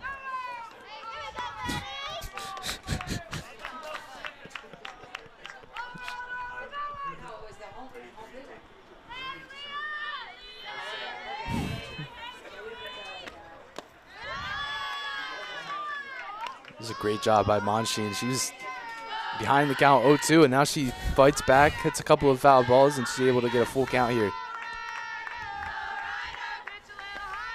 Swing and a miss, though, on the high riser. That's good for out number one. That was a great pitch by Druitt, able to get that high-rising fastball at the top of the zone, and Monsheen thought she had it. Number 17, He was able to get a hold of that one, just strike out. Great first at bat for Druitt. It's just a really nice pitch as you see the replay there. But now Up and Druitt in. has to Now, kind of battle out at the top of the lineup here. exactly. He's in the Turner hot, comes back up. which is trying to get through these, I would say, top 5 hitters today. It's been a challenge. Slapped the other way and foul. Turner so far 3 stolen bases in game 1, 3 stolen bases in game 2. Single and a walk and a fly out so far in this game. On the ground, that'll stay. Oh, Very close. That one almost, I thought, stayed on the line.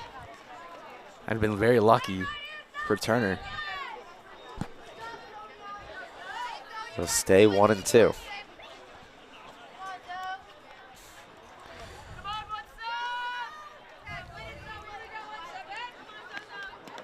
In the dirt, 2 and 2. I want you to watch Zoe Turner when she goes up to the plate. Watch her arms. Watch her arm. She does that every single time. Just wants to get into good motion there. There it is. It hits the face, and that's all you need for Turner to get on. It'll be labeled as a single, but it might as well be a triple. The way that she's going to find herself at third, maybe. Dude, all she does is try to put that ball in play. If it's in play, she's able to beat, I think, mostly every ball that's hitting the infield out, and she's been doing it all day today. Just one bobble is a costly mistake. She's able to get on base yet again.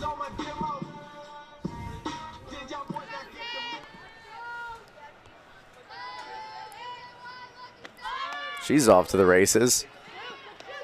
Safe. There's 4 stolen bases. She has 7 stolen bases on the day. Can you do much better than that? I don't know. She's now tied for second best, or second most stolen bases in a game with Riley Glenn from last year. And She needs one more to tie. man, she has no fear.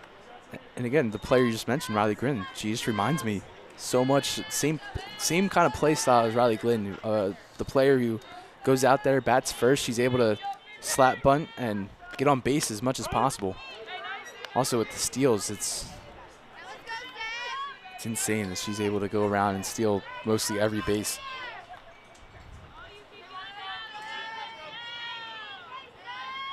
I would love to see her just sprint to third. We won't see her do it there. The throw is over, but Turner does move up.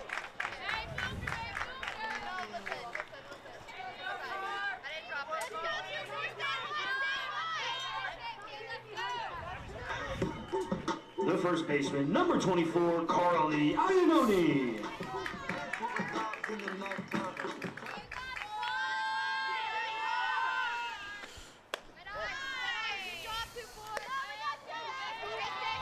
That one's up. The 7th run for the Red Hawks is standing on third base. That one's popped up foul. 2 outs, though. Can they bring her in? I want to talk about Zoe Turner just one more time because going back on it, the most stolen bases in a season is 38, and she already has 19 on the season, and we're not even halfway through.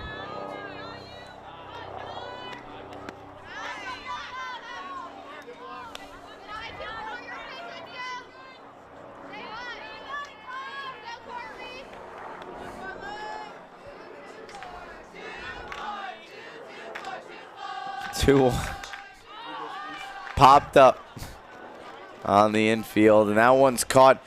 So there will be no 7th run, but down by 6 going into the final frame, or could potentially be the final frame, is the Red Hawks.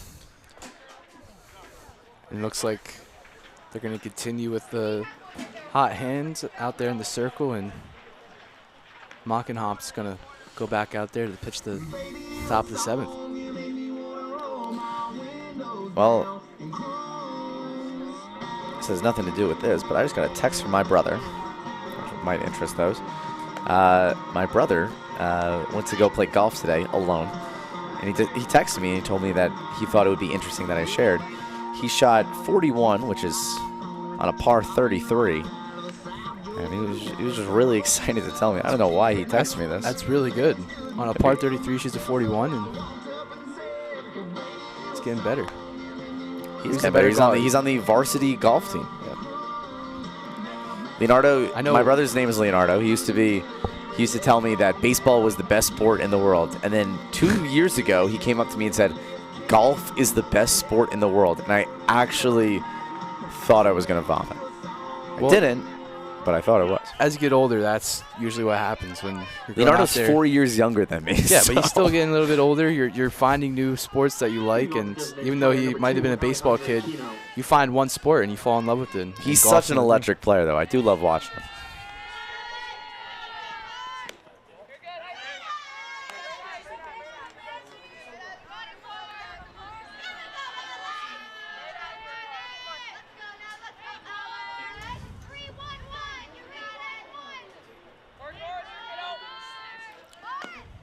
Fouled back.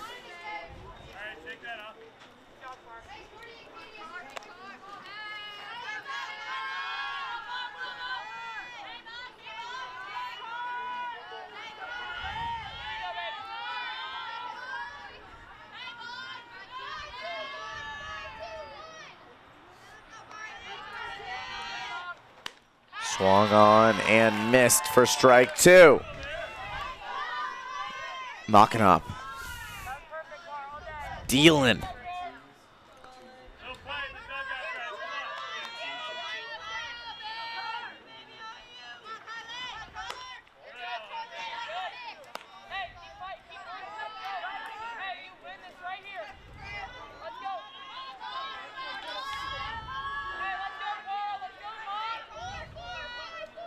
Two, 2. That one runs outside. Count is full. That was really close, but again, good eyes by the number 2, Aquino. Able to fight back in this count and make it a 3-2. Pitch. Downstairs. That'll be a walk. Those are 2 back-to-back really close pitches. I think just missed the zone by an inch or 2. The left fielder, number 7, Amanda Rivera. Here's the replay of that pitch.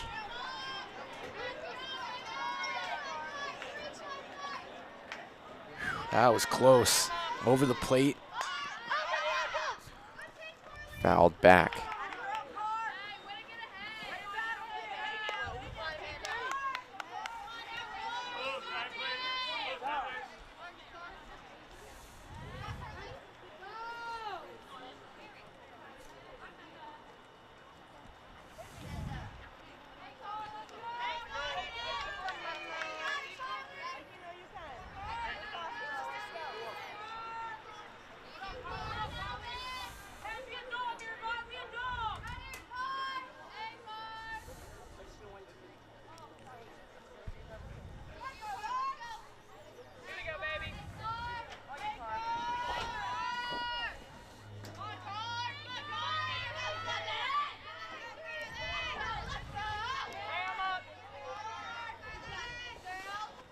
Swing and a miss. 0-2.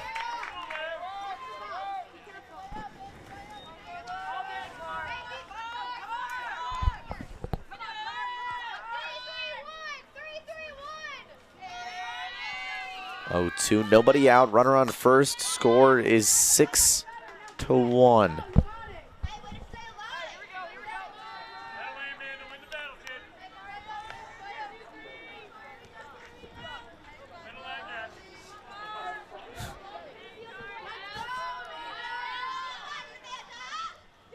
Oh, 2, nobody out. Top 7, 6-1. Pitch.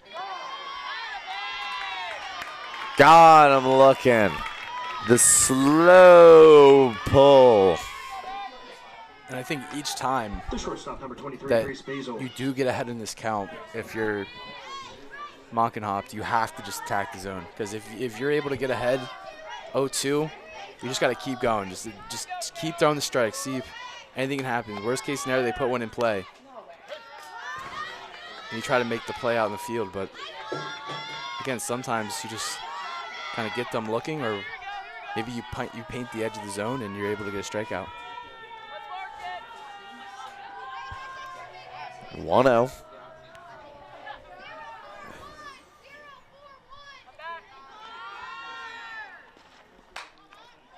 On the ground, and that one gets through.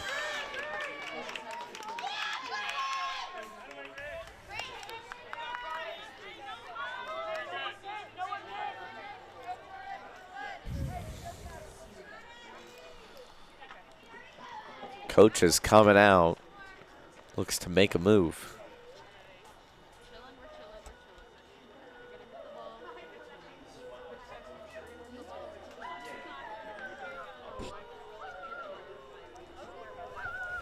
Let's look at the replay here on this last hit. Pulls back, bunt, says, there you go. Down the line. Everything you want to see. Nice hit. And you just want to get out of this. Feel a little bit more comfortable.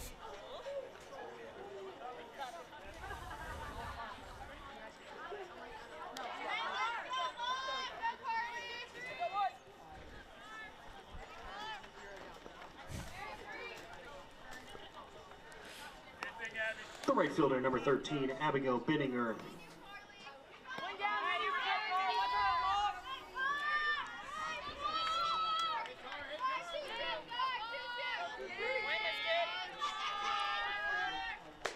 Upstairs.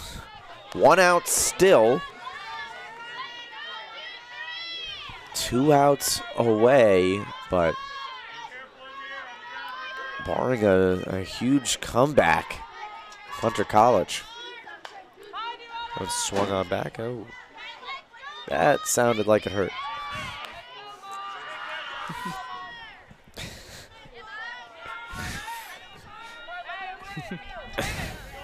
If the roof can feel pain.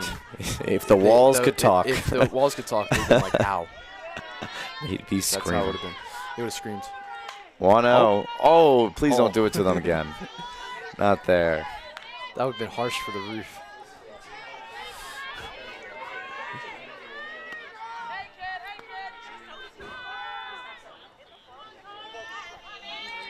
Tops.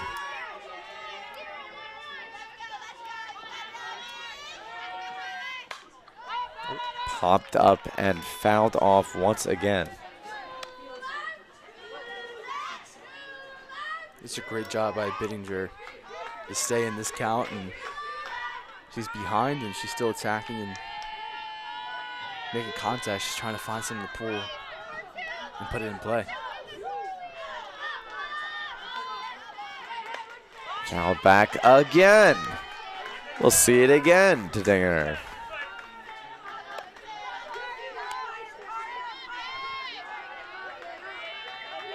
One, 2.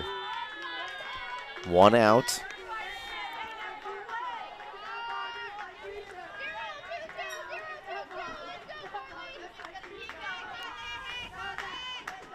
Upstairs. She holds off.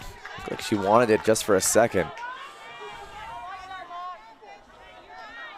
You'd have to take a aerial tramway to go get that one.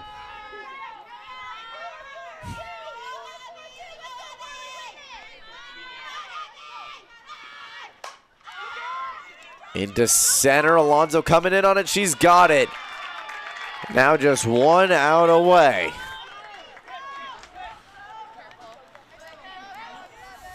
The third baseman, number 5, Adriana Ramirez.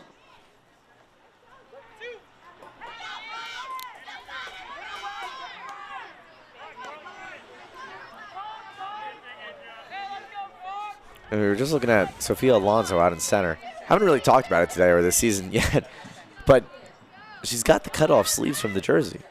Swing and a miss.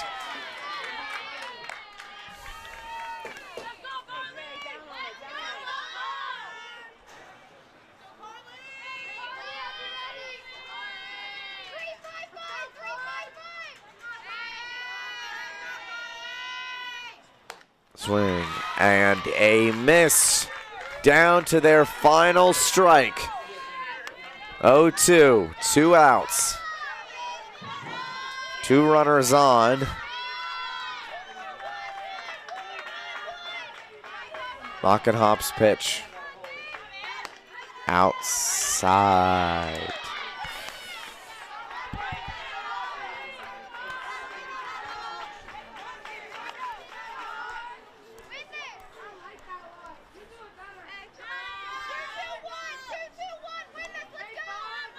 One, two, 2 outs.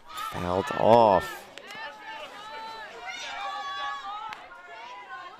Hunter College has been doing a great job. Even though when they get behind, they're still making contact and fighting back in this count. Again, you're 1-2. See one pitch to end this game. 1-2. Upstairs again. 2-2.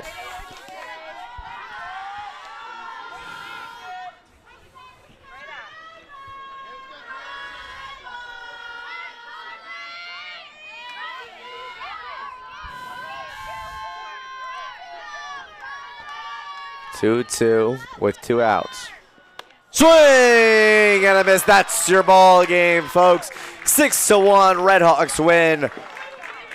And what a game for everyone. Carly Iona with a nice shot. Alonzo with a triple. Mullen and Brunner add a couple doubles. RBIs all around, but the real story was this pitching staff. Pitching staff, I think, comes down to the 2 wins today. Now they get 4 straight wins. They sweep Stevens. They sweep Hunter College here today. And, again, it comes down to the pitching in this game, in that first game.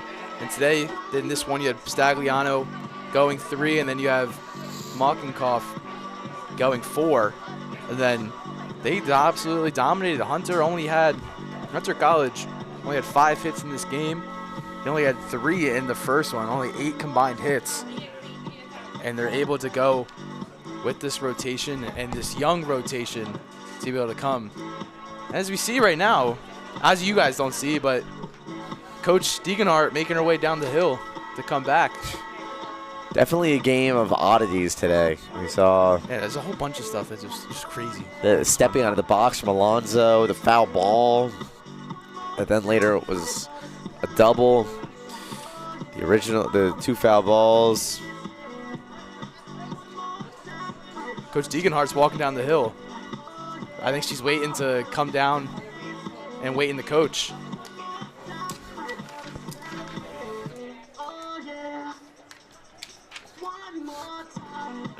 Well, waiting for they got to talk. Making her.